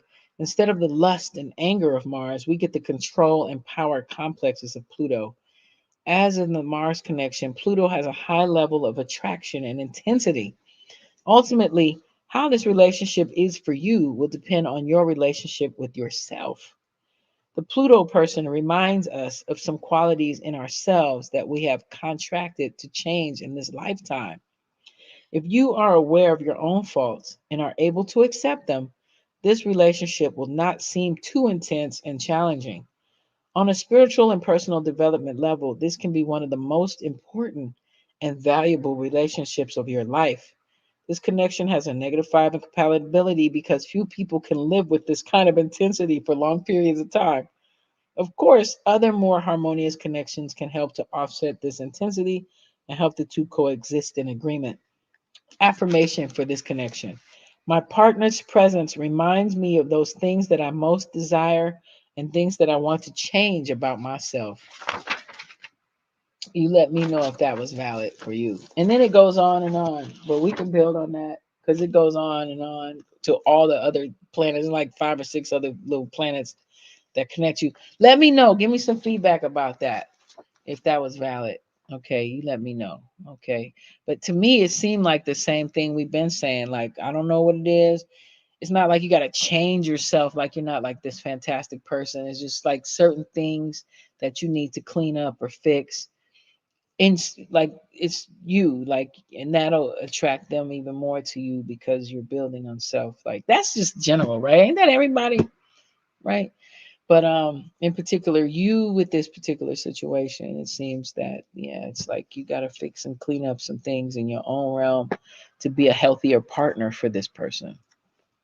Let me know how that sounds to you. All right, anybody else? I am Tamiko. I'm here for you. Now, I don't usually show this side of myself. I don't really, except privately, like with my friends. My very close friends know I do this kind of stuff, but I don't generally, just do this, publicly or anything because it ain't everybody's business. It just really ain't. So, but I'm here for people tonight. I'm here for you, and I'm gonna do this every Thursday night. So let me know. Let me know. Let me know. I really can't sing. Okay, it's just I ain't been doing that. I ain't been doing that. All right, anybody, anybody. I see somebody clicked out. That's how it go. Anybody out there want a reading? Okay, you say very valid, and it was very intense, and it was all revealed after the dust settled. Interesting. Revealed to you or to him or to both of you after the dust settled. You gotta let me know. That's very interesting. Who's still here? Who? Okay, thank you. No, so I really am honored that you allowed me to tap into your relationship situations and things, and learn about that. On a spiritual level, metaphysical level. Anybody else? Anybody else? All right. All right. Well, on that freaking note, if nobody wants a reading, OMG, thank you for hanging out with me tonight. I'm so thankful. I'm so thankful. I'm so happy and thankful. Now, I had to cover my head. Even while I cover my head, that one person who has the health thing, that I felt completely nauseous. That's crazy, right? Mm, mm, that's deep. I really appreciate you all hanging out with me tonight. If anybody has anything else, third eye side, you don't want me to give you reading or nothing. You good? I've already done this with you. You like, no, ma'am. Um, anybody else out there? Oh my God, this is so much fun. I really appreciate this. I'm enjoying this very much. Um, let me know if there's something I can share with you guys in regard to um the ethers and what they have to share. on the book paper in the card level. Anybody? I wish I had a reading. Like I wish I had someone to give me a reading like this. Basically for free. Only $1.50, $2. Costs less than a burger, y'all. Dang. All right there. We're gonna check out. You already read me, but you can do another one next time. All right. Well, I'm here on Thursday nights from now on. Thursday nights, man. I shall be here for you. Let me stop. Thursday night, y'all. We're gonna be we gonna be here. So if you have questions, write your questions down. Become prepared, and $1.99. Come on, be a member. That's how much it costs to join my member to become a member of my channel. Just $1.99 or donate to the. I got Venmo now. I feel like I'm in the mix. I got PayPal. You know what I'm saying? Cash App, all that, and or just good vibes. Throw me some good ass energy. That's priceless. All right. So click like. Did I mention that? Click like, y'all. Please click like, especially if you really, got something from it. All right. Don't forget them spoon clacking. Clack, clack, clack, clack. All right, y'all. Have a good night. Peace.